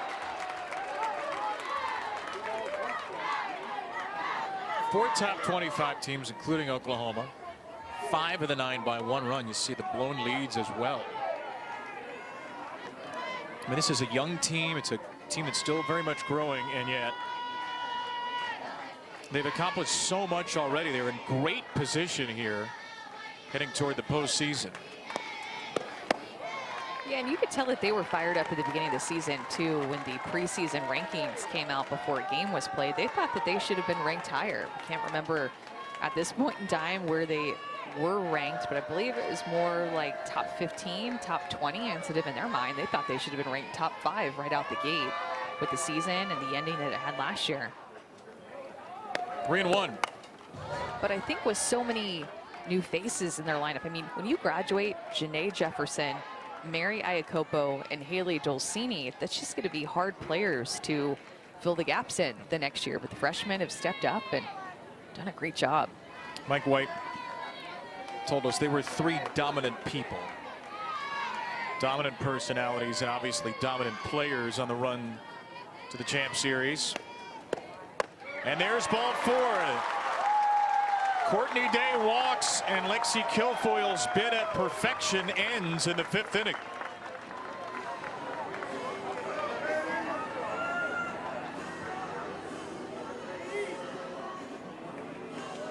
First baseman, number 44, Katie Simmons. What do you make of the pitch call there on 3-2? I think she knew what was at stake, honestly, and I think that she just tried to force it and held on to it a little bit too much. She loves that changeup. Courtney Day, a home run hitter, decided to throw a changeup on that full count and just guided it a little more than she's used to. Katie Simmons to third, knocked down by Bloodworth. She couldn't pick it. And all of a sudden, Texas finds a flaw on the Cowgirl infield. She got so far ahead of herself. She was playing up the line in a bunt situation, less than 2 outs, and this ball got on her in a bit of a hurry. But it's okay to knock it down, but you can't get ahead of yourself to try to pick it up. She was already thinking about before she picked it up, am I going to go 2? Am I going to go 1? And then just continued to make the play in her mind before she had the ball. It's Bloodworth's 8th error of the year. And now Texas will bring in a pinch runner, Bella Dayton, at second. For the Horns, now running at second base. Last time we saw Bella Dayton against Oklahoma State, she was running around all of the bases on that wild single +2 error play that gave Texas the lead for good in the final semifinal game.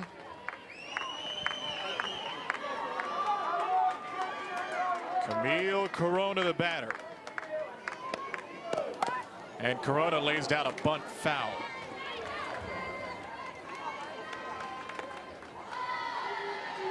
Would ordinarily be Alyssa Washington's spot. She is out for the weekend. Go back into third on Saturday and injured herself. Hope from Texas is that they will have Washington back before the postseason, but she will not be available this weekend. So it's a chance for Corona to step up, as she's done throughout her career when her number's been called. This is the type of situation, though, that you love having a pitcher that throws a drop ball in the circle, because you have a force at any base but home, opportunity to turn a double play if it gets on the middle infielders quickly, or just get the force out at 3. No reason to panic if you're Oklahoma State right now.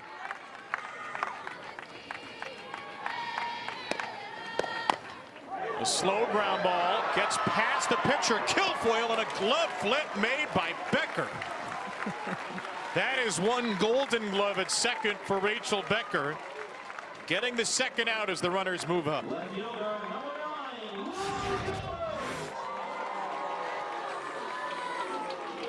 Once it got past Kilfoyle, Rachel Becker knew that had to be all her. Again, taking a good angle and not going to her bare hand, but going to the glove flip, following it in, not stopping her body to make sure that that flip went to first base and not over the head of Work. Boy, she is special to watch. Did compete at first for the shortstop job. Kenny Gajewski was telling us she played short in fall camp, came to him and said, I think I should play second. And he said that needs to be your decision, but she knew how good Kylie Naomi was. She had confidence she could adapt to second base, and they formed one of the best double play combinations in the country.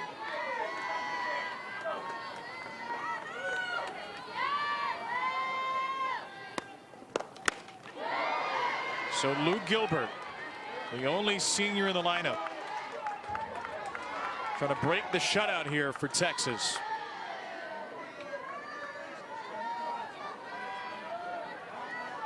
Gilbert struck out her first time up.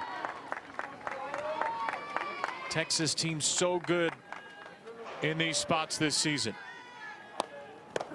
They're batting .357 with 2 outs, but Gilbert is in a Grand Canyon-sized hole here.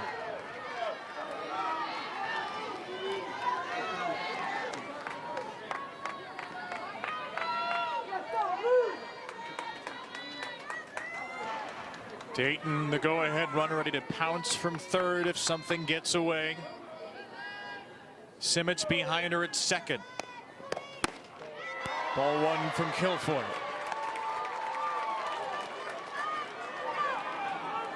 You're a drop ball pitcher, you get a runner at third. How much does your mindset change?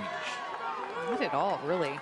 try not to think about it because she has such good command of that drop ball. She really doesn't throw it a ton in the dirt, and Taylor Tuck has done a nice job blocking it.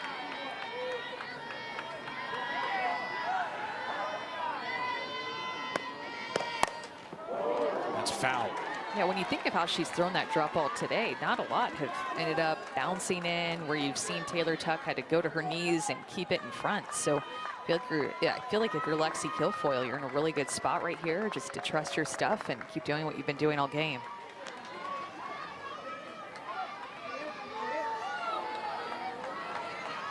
Still has not allowed a hit, a walk, and an error this inning.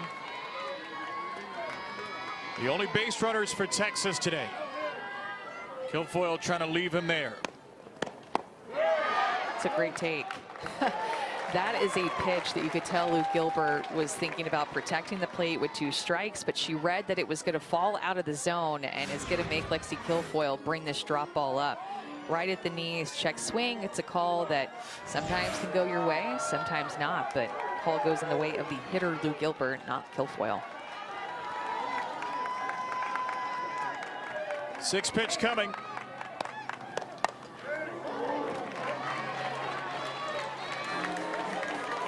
This is now going to be, with one more pitch, the deepest at bat for a Texas hitter today, and it will come with the All-American Kelly Maxwell warming up.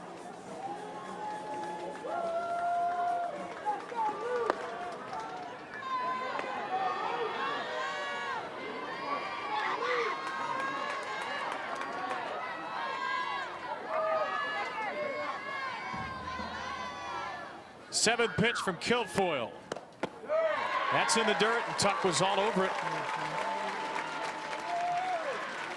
Ball 3, but Tuck saves a run. It's been a great at bat by Lou Gilbert to take some of these pitches that have been below the strike zone and foul off pitches that have been through the strike zone.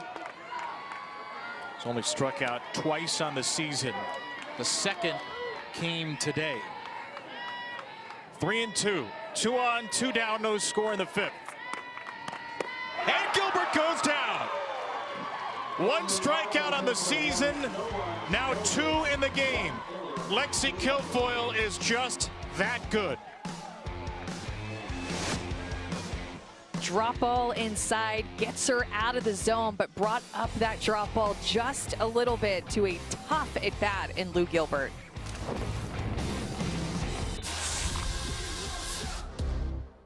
Here's where we stand with a couple of weekends to go in the Big 12. Oklahoma State still in the mix. They will play the Bedlam Series in a couple of weeks against Oklahoma. Texas sitting in 3rd and ranked 7th in the country.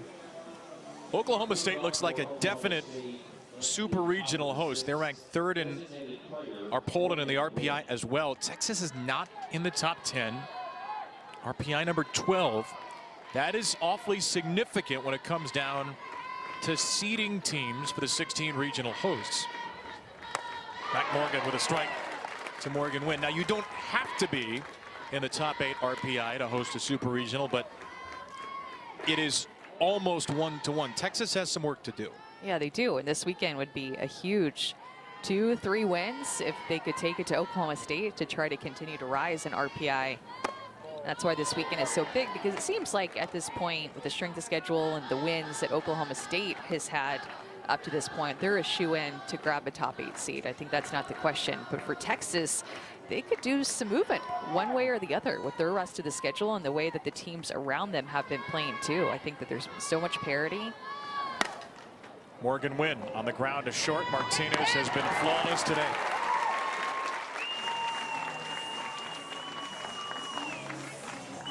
One other important thing for Oklahoma State would be to stay in the 2 or 3 spot. You fall into 4 or 5, then maybe you find yourself with an earlier matchup with Oklahoma when you get to the World Series. You just want to stay as far away from their side of the bracket as possible, obviously. Almost had their shot at OU in the Champ Series last year before Texas did them in.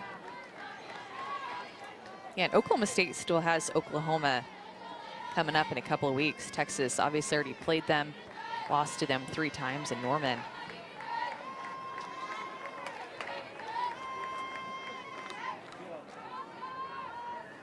Caitlin Carwile.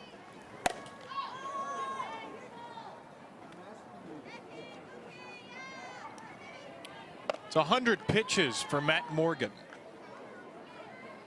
who has done well to keep that pitch count relatively down after that long first 3 innings. 65 through the first 3. 10 in the 4th, then another 20 in the 5th. Carwile toward the middle, backhand for good. She has no play. It's an infield hit for Caitlin Carwile, who's reached base for the 2nd time. First baseman, Michaela Ward. Oklahoma State has found themselves in a lot of close games lately. Again, thinking about the runners that they've left on base the past 5 games. So going back to their series against Iowa State, they got a 3-run win, a 1-run win, an 11-inning 1-run loss, and then that loss to Wichita State in extra innings as well on Tuesday. So they found themselves in the middle of a lot of close games because they've not been able to get the big hit. Kenny Gajewski said, I feel like we're playing not to lose. We're not playing to go out there to kick your rear end. I don't know if I could say that on Longhorn Network, what he said. You know what he said.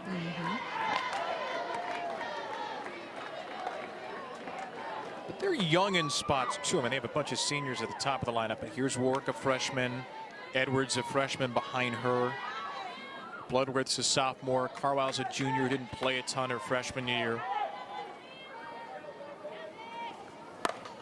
Warwick into right field. That's a fly ball, and that is caught by Maloney. Got to hurry up and get back, and Carwile does to first. A once-in-a-blue-moon type of play, an actual elevated softball, leads to out number 2. Yeah, and that ball just continued to travel. Ashton Maloney was playing pretty shallow and then had to not only go deep, but then find herself tracing that ball toward the line. A right-handed hitter, that ball is going to continue to move toward the line. Almost was able to double up Carwile at first base. Way off. So here's the young Edwards, and that is smoked just to the right of our booth. Everybody's okay.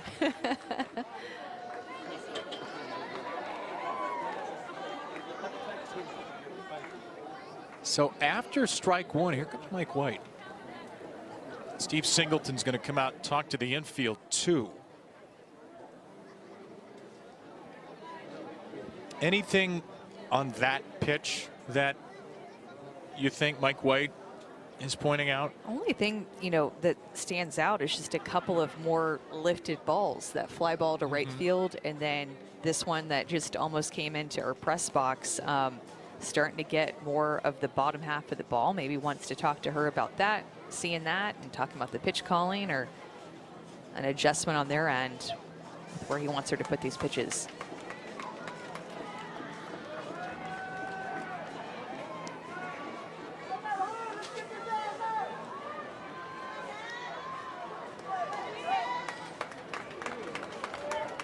Edwards singled into left fielder last time, popped out to short her first time. A couple of balls hit the other way.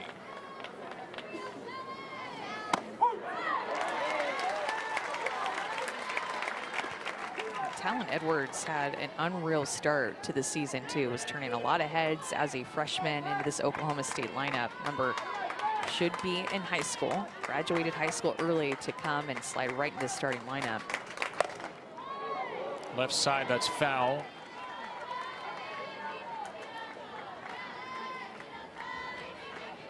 Spent most of this season batting second. Last weekend, Cheyenne Factor moved back up there, and Edwards has been in the 7-8 spot since then.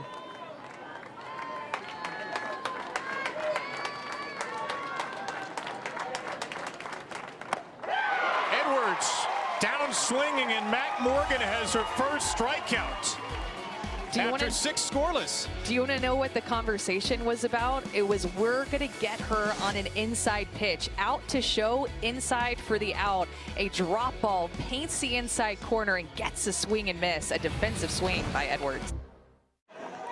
Last half inning, Lexi Kilfoyle found herself in the biggest jam that she has found herself in this game and was able to work out of it. Runners on second and third base, able to come up with the biggest strikeout of her outing.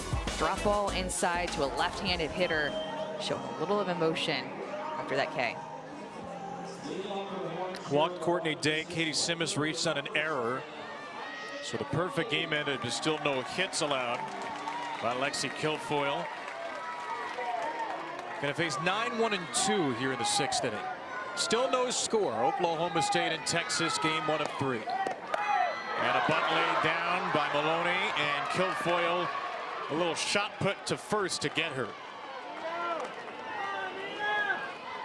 That is their only chance of making it out, is if Lexi Kilfoyle is able to cut down that ball. I love the pitchers that we are seeing, fielding their position, getting out of the circle, attacking these balls that are anywhere near them, just trying to make some outs.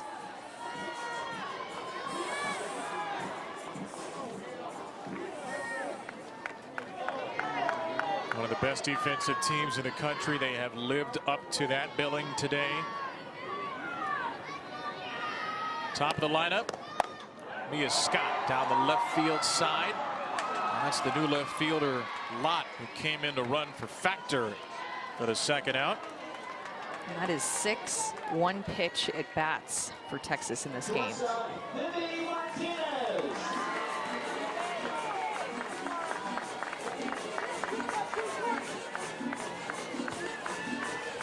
All right, if you're pitching and you get 2 outs on 2 pitches, you got to just groove one down the middle, right? There's no way they're going to swing at a 3rd pitch.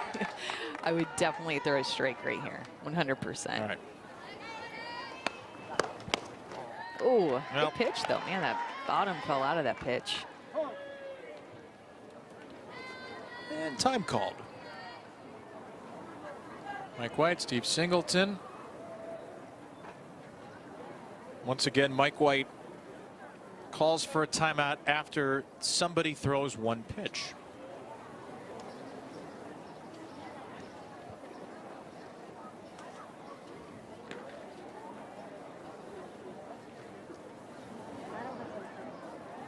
Texas, between coaches and players, has used about 6 timeouts today.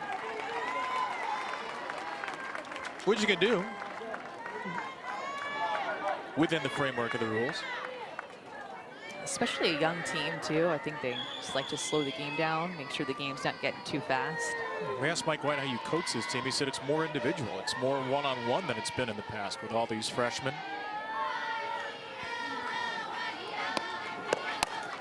And Martinez toward the middle. Backhanded by Becker, and not picked by Work. It was another moment of individual brilliance from Rachel Becker on the stop. Work couldn't pick it. And right after the timeout, Martinez reaches first. I didn't think there was any way she was going to get there, and then quickly moves her feet over there, gets rid of the ball so quick, almost too fast that she rushed her throw, had a little bit more time to make a better throw, and instead she rushed it. Work is unable to pick that out of the dirt, and that should be an error. It's an E4. Second error of the game against Oklahoma State. And it brings up Leanne Good, best power hitter on the team. And Good takes a strike.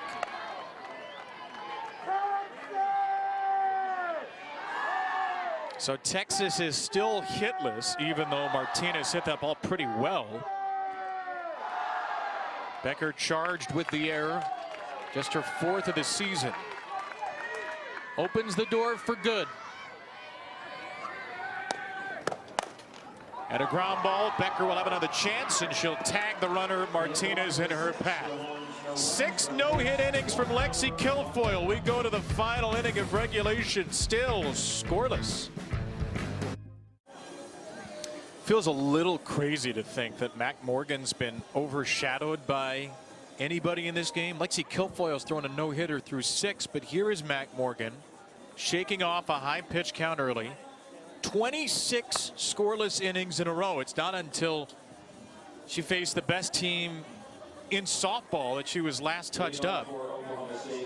And this is a player who was an extraordinary high school player, two-time Missouri Softball Player of the Year, had a .12 ERA in high school in 2019.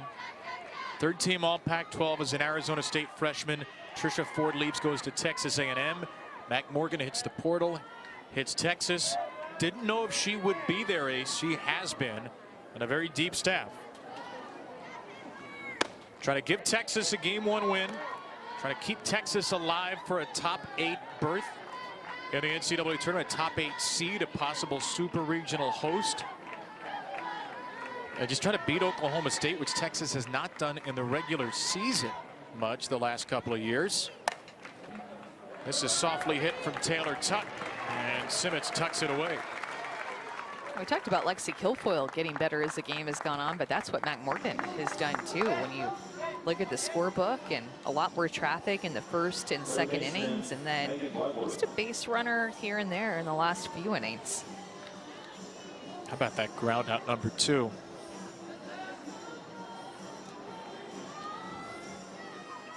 Kenny Gajewski making a change here. Pinch hitter coming up for Megan Bloodworth. It will be Lexi Kilfoyle. Well, you put this game on her broad shoulders in the circle so far. Bloodworth was in the designated player spot to begin the game, moved at the lineup exchange. That's why you can bring Kilfoyle in here to bat. And nobody else is giving her any run support. All 1 to Lexi.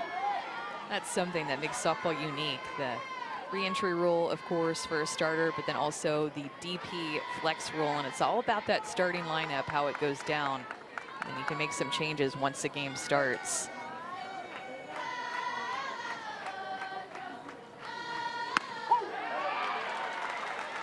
When Kilfoyle was at Alabama, we talked to Patrick Murphy a couple of years ago, and he told us that Lexi had as much raw power as anybody on the team, and her batting practice shots were amazing. Now, she hasn't had a ton of chances to show it this year.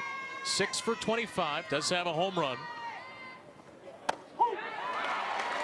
1-2 count.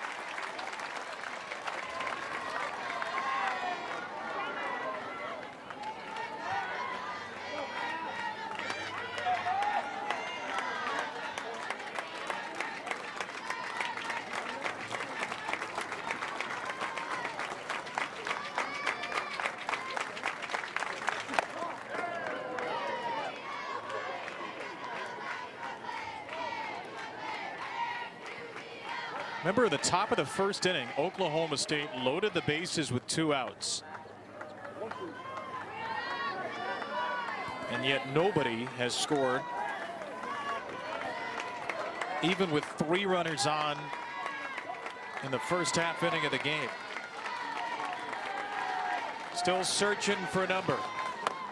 Kilfoyle sees one up and out of the zone.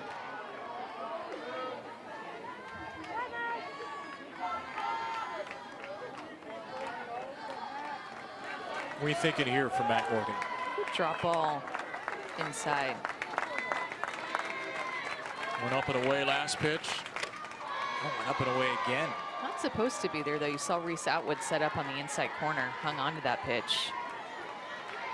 I haven't gotten a chance to talk a ton about Reese Atwood, but she's done such a great job sliding in back behind the plate for Mary Ikopo, being a solid battery and catcher for Texas, just as a freshman.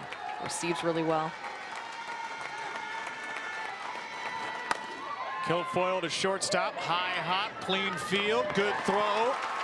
Vivi Martinez continues to shine as there's out number 2. And her throws at times this season have been questionable and committed quite a few errors. And when you look at that errors number, the majority of her errors have come because of her throws. But throws have looked solid today. They made some adjustments last weekend during the Kansas series, and she's looked confident throwing across the diamond. Well, this may be the last at bat for Rachel Becker, who has still not reached base today. 44 games this season. Rachel Becker has reached base in all 44. And she's He's got a 20-game hit streak to boot.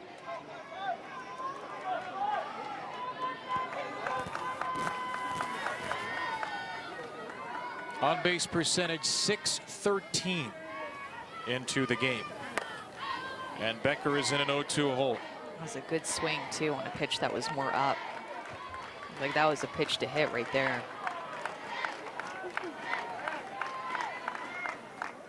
There are the numbers in the hit streak. Whole lot of walks in there as well. Morgan trying to do the unthinkable. Retire Becker 4 straight times.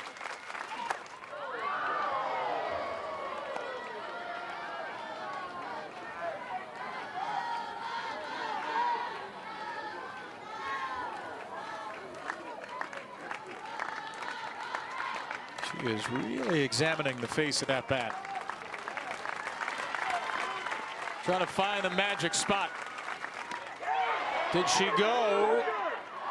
No, says Brandon Bloom at third. And I thought she got lucky on this one. Live, I thought that this was not going to go her way. What do you think after a replay? She held back. I thought so too, and I'm with you. It looked very much like a swing live. Good job by Brandon Bloom at third. 2-2 to Becker. Line foul. Oh, man.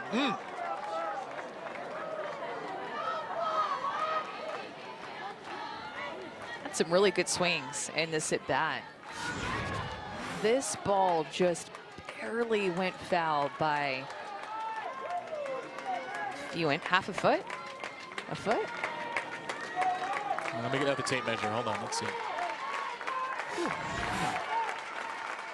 5.3 inches. Becker out of play again. What did you expect? It's a Rachel Becker at bat. 8 pitches in the first, 7 in the second, 5 in the fifth. She's seen 6 here. This is going to be the 27th pitch she sees in the game, and yet still hasn't reached base. Mac Morgan's 124th toss. Taken for ball 3. See, and that's why Reese Atwood is so good back behind the plate, because she receives really well. So the rest of the crowd thinks that this is a strike, but if you really look to see where it lands, it's not. But look at how well Atwood frames that pitch. Makes it look enticing to the umpire, but I thought that was a great ball call. Becker back from 0-2 to full. Left field side, that's fair. And the streak is on for Rachel Becker. 21 in a row with a hit. 45 in a row reaching base. You could just tell in that at bat, she was more determined this time to get a hit. With the swings that she took, the foul balls that she had, and her ability to see outside pitches and know the strike zone, know what's too low, know what is a little bit more up to take a swing at it. Line drive through the left side. Good base stealing threat as well. Katie Lott will hit for the first time. Becker got a big lead off first. She holds on strike 1. I mean, how special is Rachel Becker? So happy that we're getting a chance to watch her play more, that she transferred to a team like Oklahoma State, one of the best teams in the country, and watch her on TV more often. Lott right side, fielded by Simmons. Mac Morgan's got another 0. Works around the hit. Texas still hitless, but they only need 1 run to win it.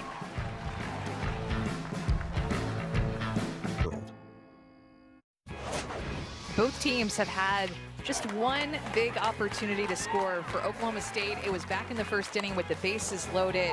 Mac Morgan able to roll a ground ball to the left side for a fielder's choice out at third base. And then for Texas, their opportunity offensively was in the 5th. 2 runners in scoring position, and Lexi Kilfoyle gets the big strikeout to get out of the inning. It's been quite a day for Lexi Kilfoyle, but a pitcher's duel that we are loving every second of. I mean, this is, in the pitch column, a one-sided account. Lexi Kilfoyle starts 62 fewer pitches with 1 fewer inning, and yet Runs are all the same. Nobody has them. A no-hitter through 6. 1 walk, 2 base runners have reached on errors. And yet Texas, despite being no hit, can win it with a run. And Reese Atwood was ruled to have swung there by Troy Kuykendall at first. If Reese could call her own strikes, it'd be 1-0. Home run leader for Texas with 9 in her first college season. Atwood. This is strike 2.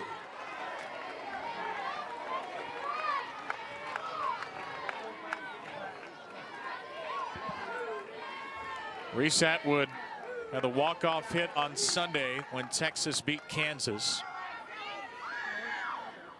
6 straight games with an RBI.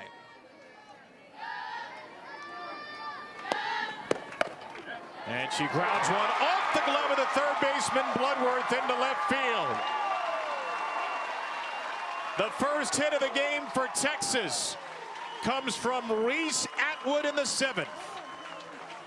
Started out the season slow offensively, but made a tweak in her swing and has been hot ever since. Moved her up to 4th in the lineup, drilled that drop ball into the ground hard. That drop ball for an 0-2 pitch, little too elevated, a little too sweet, a little too easy for Reese Atwood to hit hard into the ground and get the first hit for Texas.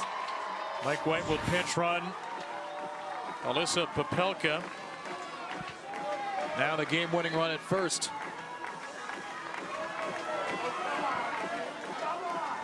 Popelka 6 for 9 is a base stealer. And here's Courtney Day. Not a bunter, Courtney Day. And she is not going to bunt.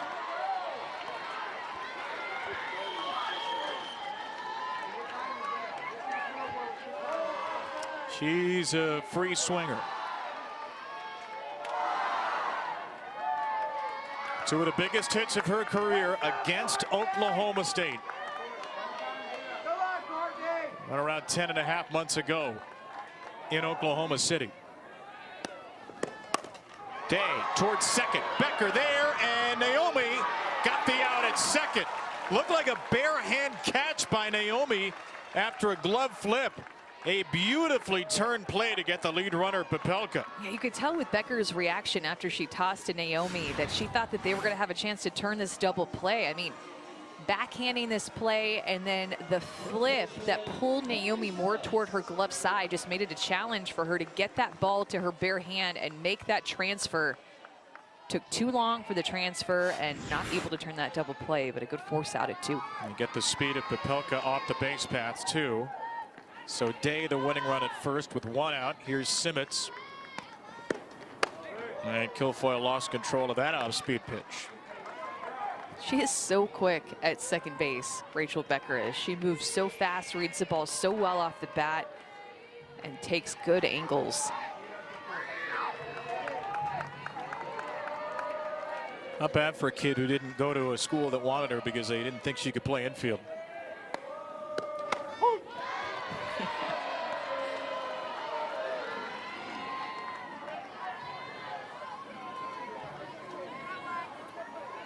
Simmons struck out in the 2nd, reached on an error by Bloodworth in the 5th. Oklahoma State, for the most part, has been great defensively today, but they have committed 2 errors, both in the infield.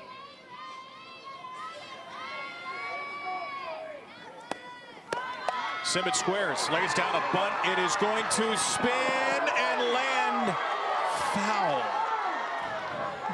That's a gutsy decision by Tuck on what could be the 2nd out. I think once she saw this down and saw the spin that she just didn't think she was going to have a chance. I mean, that only was foul by, I would say, a centimeter. You can't tell there. Bradley C. Newton had it as a foul ball. He's right on top of it. Steve Singleton, the Texas assistant coach, thought it was a fair ball. He's giving Bradley Newton a piece of his mind. I mean, on that replay, there's no way to tell if that thing did roll off the line or not. Steve Singleton's contending that it did not. It's not reviewable.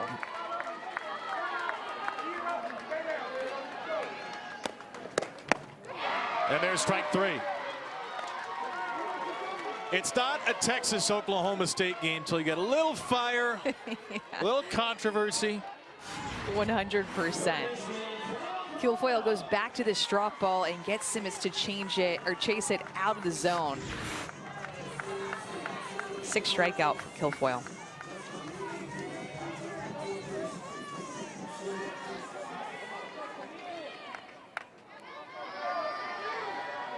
One more out to send it to extras. Camille Corona standing in the way. And Corona to shortstop, Naomi to first, this game to the 8th. 7 not enough when Oklahoma State and Texas get together. Well, go figure, when Oklahoma State and Texas get together, it's going to be fierce, it's going to be competitive, it's going to be close. It's been all of those things today, and there are still 2 more games to come in this series. A doubleheader starting tomorrow at noon right here on Longhorn Network. Mac Morgan's thrown a heck of a lot of pitches, 127 to be exact, and she has been in a little bit of traffic just about every inning. But for Oklahoma State, the story continues to be, Amanda, the missed opportunities. 8 runners left on base in regulation. I mean, that's it for me. Just having some chances in the games going back to the weekend. And now you're facing your 3rd extra inning game in a row. Going back to the Iowa State game, an 11-inning game. Their midweek against Wichita State went 8. They lost both of those games. Just inability to push those runs across. One thing that Mac Morgan struggled with this season has been retiring leadoff batters. Relatively struggled. Leadoff batters had a .333 on base percentage against her coming into the game. She retired the leadoff hitter all 7 times tonight. The leadoff hitter here is Kylie Naomi, Oklahoma State's number 3 hitter. Been interesting to me how they've really wanted to work her up and in on her hands. Use that pitch to set up low and away too, but getting ahead early with a pitch that just rides up and in, 70 miles an hour on her hands. Third base side, Corona, no play.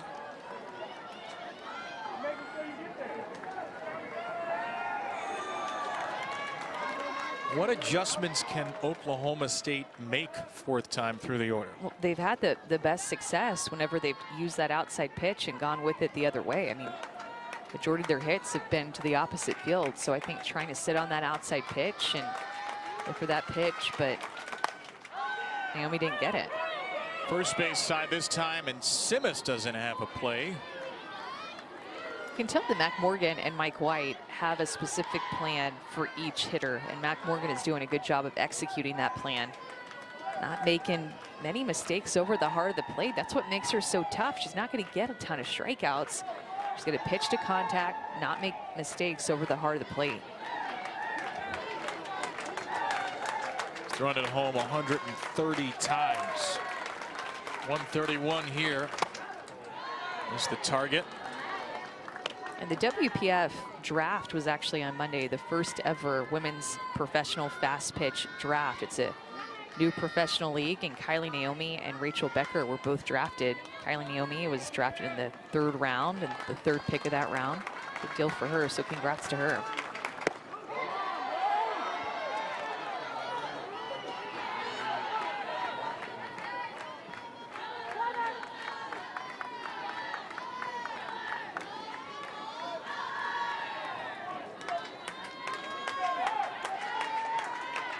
Check of the wristband before a 2-2. Naomi fouls another one off. The way that Mac Morgan is just throwing to this inside corner, just right on the corner, about half ball on, half ball off, and Kylie Naomi just cannot get her barrel to that pitch whatsoever. Jamming her hard inside.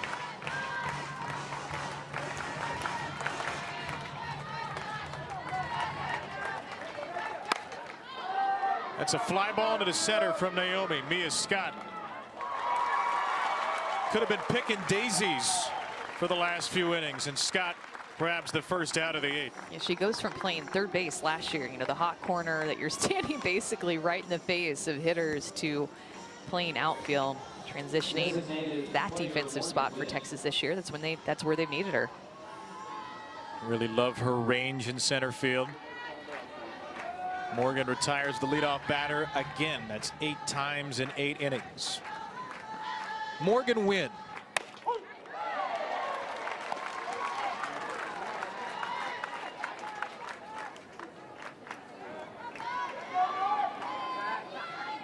First inning single, one of 6 Oklahoma State hits. They're all singles. Texas's only hit is a single. Looking for an extra base hit, goes somewhere else. Mac Morgan has done a good job of not letting Oklahoma State string some things together. The only time that they were able to was back in the first inning when they had a hit, and then a walk. But besides that, if there's been a hit, she's followed it up with an out. If there's been a free pass, she's followed it up with an out. They haven't had a runner to second base since the second inning.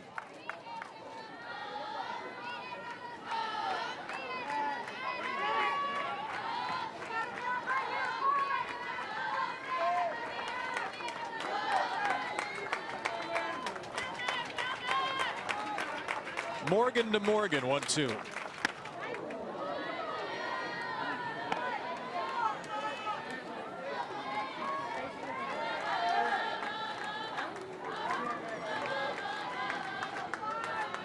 Kenny called Morgan Wynn our hottest hitter. Said nobody on our team hits the ball harder. Luck starting to turn around after some hard hit balls for outs early.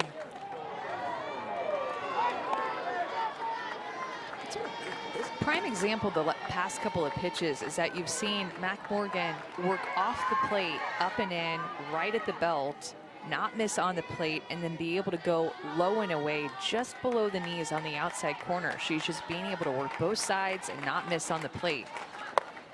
Oh, that would have been ball 4. She throws a rare one up near the eyes. She looks like she can't believe it. Yeah, her response was the best. You don't see her get a lot of strikeouts on this pitch at all. Pitch that just got away from her, and Mac Morgan wanted to expand the zone up. I can't tell quite, I'll be honest, if she meant to do that or if that was a missed pitch. I really can't tell, like, her excitement and smile. Because she'll throw a rise ball a little bit, but she's more so now to be known to be more down the zone. So I don't know if she did that on purpose or if that was a drop ball that got away from her. I'm going to go give her the benefit of the doubt that she did that on purpose, and that was a rise ball. Nice of you. Very pitcherly. Yeah. And my scorebook, it'll be Rise with a question mark. Yeah, me too, honestly. 1-1 for Caitlin Carwile. I mean, look, even if it doesn't work, when you've thrown 139 pitches and you've thrown nothing there, yes, it's going to be a big shock for the hitter. She has such good command, though. That's why I give her the benefit of the doubt, because you don't question a lot of what she throws. She puts the ball where she wants to. Carwile, right side. Simmons is there. Mac Morgan's done it again. Whether she wanted to throw it there or not, she's through 8 scoreless, and Texas will try to walk it off once more. Let's look at some more Lexi Kilfoyle drop balls, shall we? It's a thing of beauty today, and she's been able to throw it for a strike. She's been able to get these Texas hitters to chase pitches that have been in the dirt with that drop ball. I mean, that drop ball just falls off the table, and she has been in command, being able to roll her infield, some ground balls, and get some strikeouts when she's needed to. Yeah, the one hit, a ground ball off the glove of Megan Bloodworth in the 7th, 1 walk. And 75 pitches, less than 10 per inning, which is a big difference compared to Mac Morgan.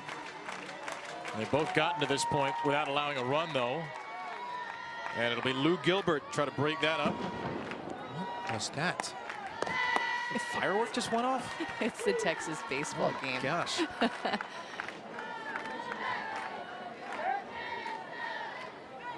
Now this is Vanessa Quiroga batting for Gilbert. Texas hoping to set off some fireworks of their own on this field.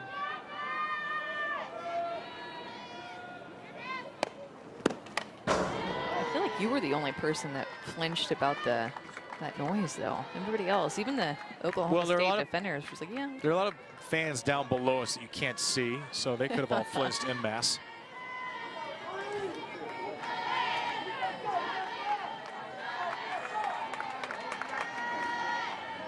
Just trying to cover myself in some kind of glory, you know.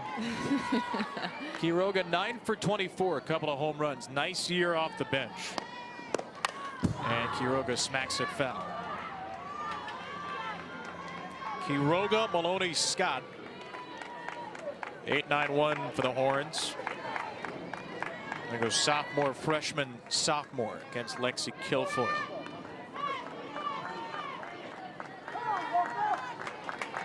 This team's 11th and 13th respectively in the country in runs per game, averaging nearly 7 each.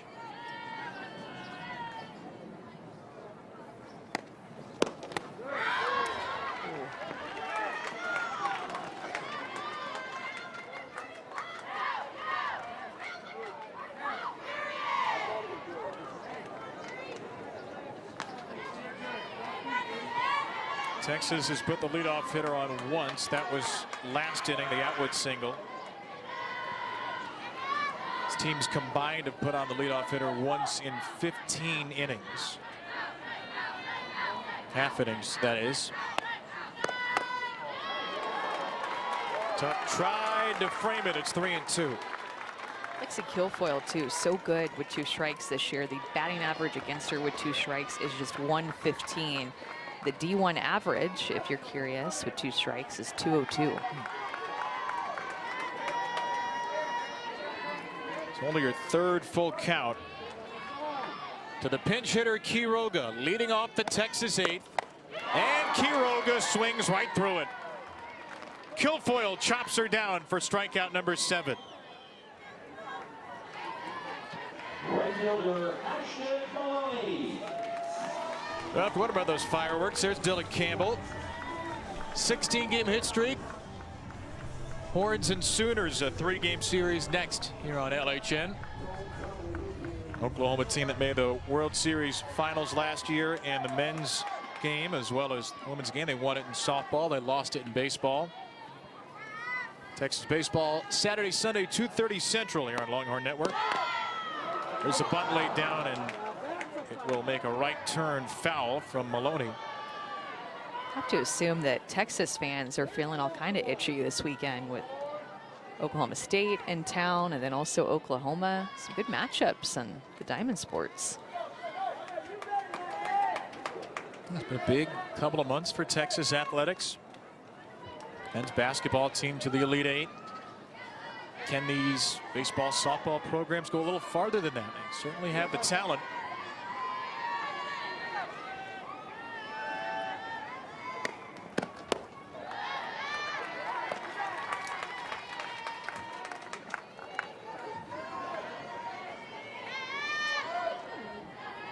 I mean, you know it's been a pitcher's duel when combined the teams are 0 for 4 RISP in the game. I mean, not a lot of opportunities in this game.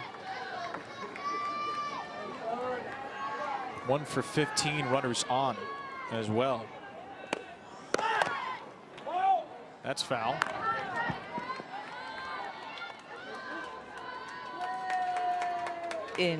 There's no wind, especially compared to last night when we were here and there was lightning and windy and stormy. I mean, the wind right now is null. Nobody's really hit the ball out in the airs. You moved the fences in 20 feet. I don't think we'd have had a home run. The only thing that was maybe close would have been the fly out from Wark in the 6th. Popped up foul by Maloney. Oh, a little bobble.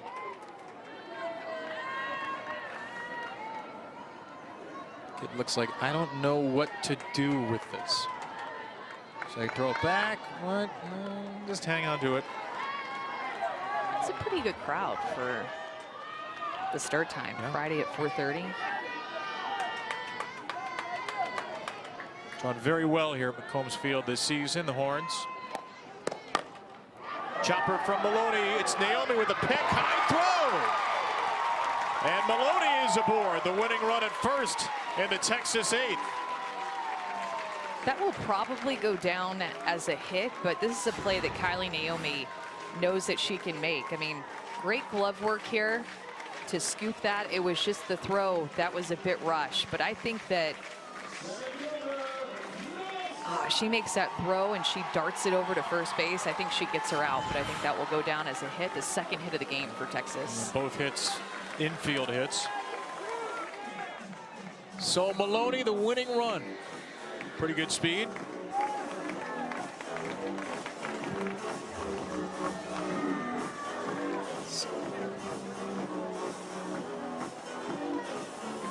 Mia Scott rubbing her eyes before coming to bat.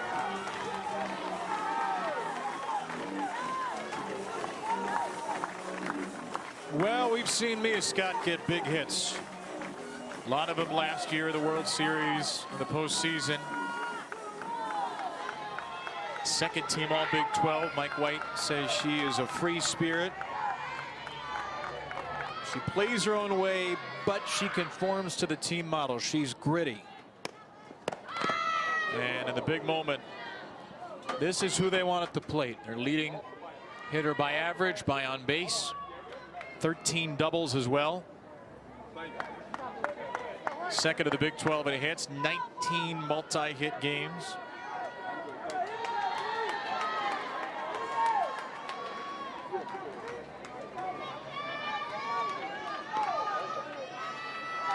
Another player who can really excel if she hits it on the ground. Mike White says she's maybe the fastest kid he's ever coached.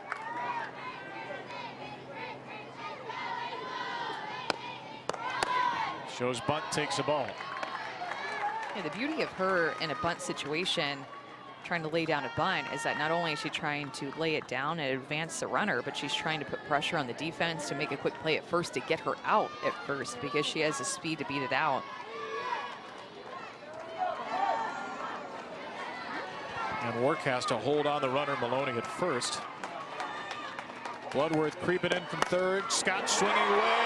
Gets through into center field. Pass to diving Naomi to put the winning run 2 bases away.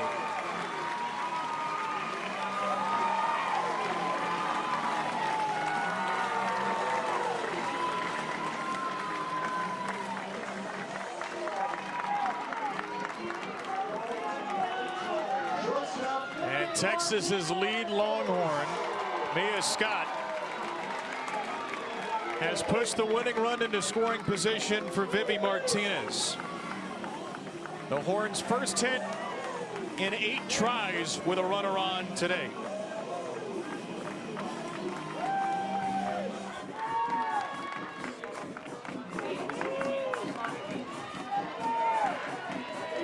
Viviana Martinez this season is Texas's best hitter with runners in scoring position. And Martinez grounds one to first, and out recorded there by Work. Didn't want to throw it away. So the winning run, Maloney, is at third as Kilfoyle picks up out number 2.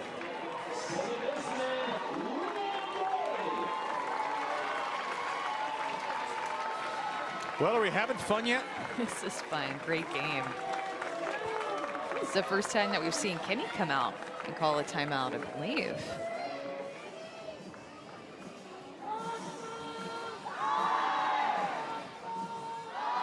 Kelly Maxwell's not throwing. We saw her loosening earlier. Lexi Kilfoyle's pitched an absolute pearl of a game. Didn't allow a hit until the 7th. She's now given up 3, walked 1.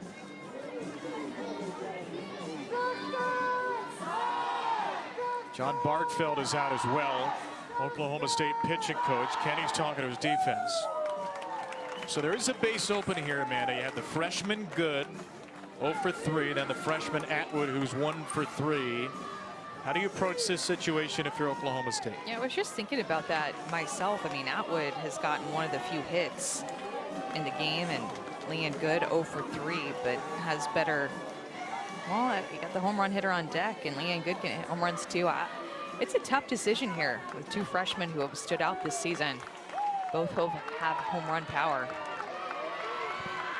Good with a .415 on base percentage. Second most RBIs on the team. Base hit wins it.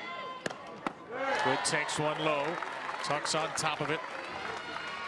I think if anything, you're just a little bit more careful. You're not going in this at bat thinking, hey, let's for sure walk Leanne Good. I don't think, but you're just careful, understanding that you have first base open. Don't want to give her anything good to hit.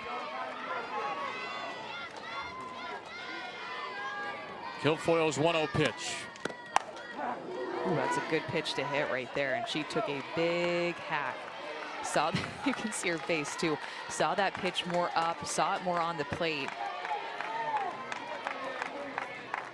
That average is very high, but it is the lowest it's been all season. Leanne Good, just 4 for 34 in the month of April. Couple of walks in there as well. Trying to be the hero on a Friday night. Takes ball 2.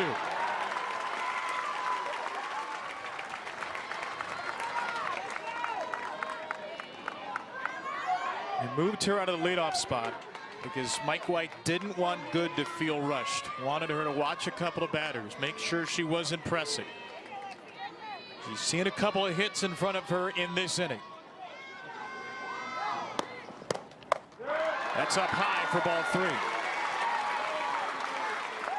The one thing that loading the bases does is it just takes a little bit more pressure off your infield. To have a force at any base, you have a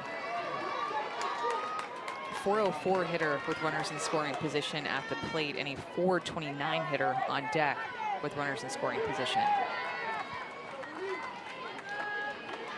Kilfoyle's 3-1 is outside. Good with Texas's second walk of the game, and now the margin for error has been erased. Any base runner will win it for Texas right now.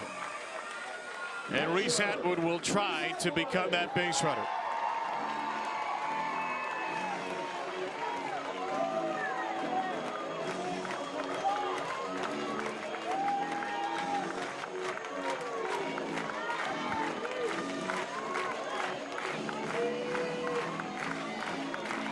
Well, at Texas's last game on Sunday, it was this young woman who delivered the walk-off hit. Can she do it again? Strike 1 to Atwood.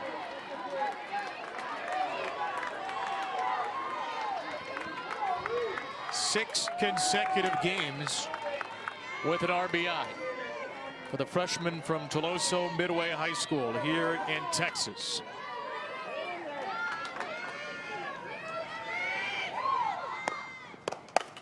Atwood on the ground. Atwood wins it. Texas wins it. Back-to-back games. Reese Atwood, your walk-off winner for the Longhorns.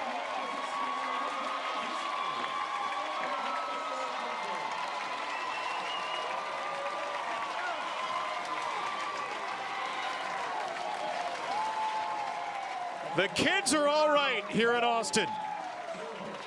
Freshman scores freshman, and Texas, no hit through 6, wins it in 8. Reese Atwood has been so clutch, and she got a pitch that was more up in the zone, still got on top of it and drove it right back up the middle of the field, shortened up her swing, just looking to hit a ball hard, and she hits a ball hard up the middle of the field past Kylie Naomi, who stood no chance of making a play. What a great game. And Reese Atwood gets to say, yep, I got the winning RBI. That's 3 straight wins for Texas against Oklahoma State.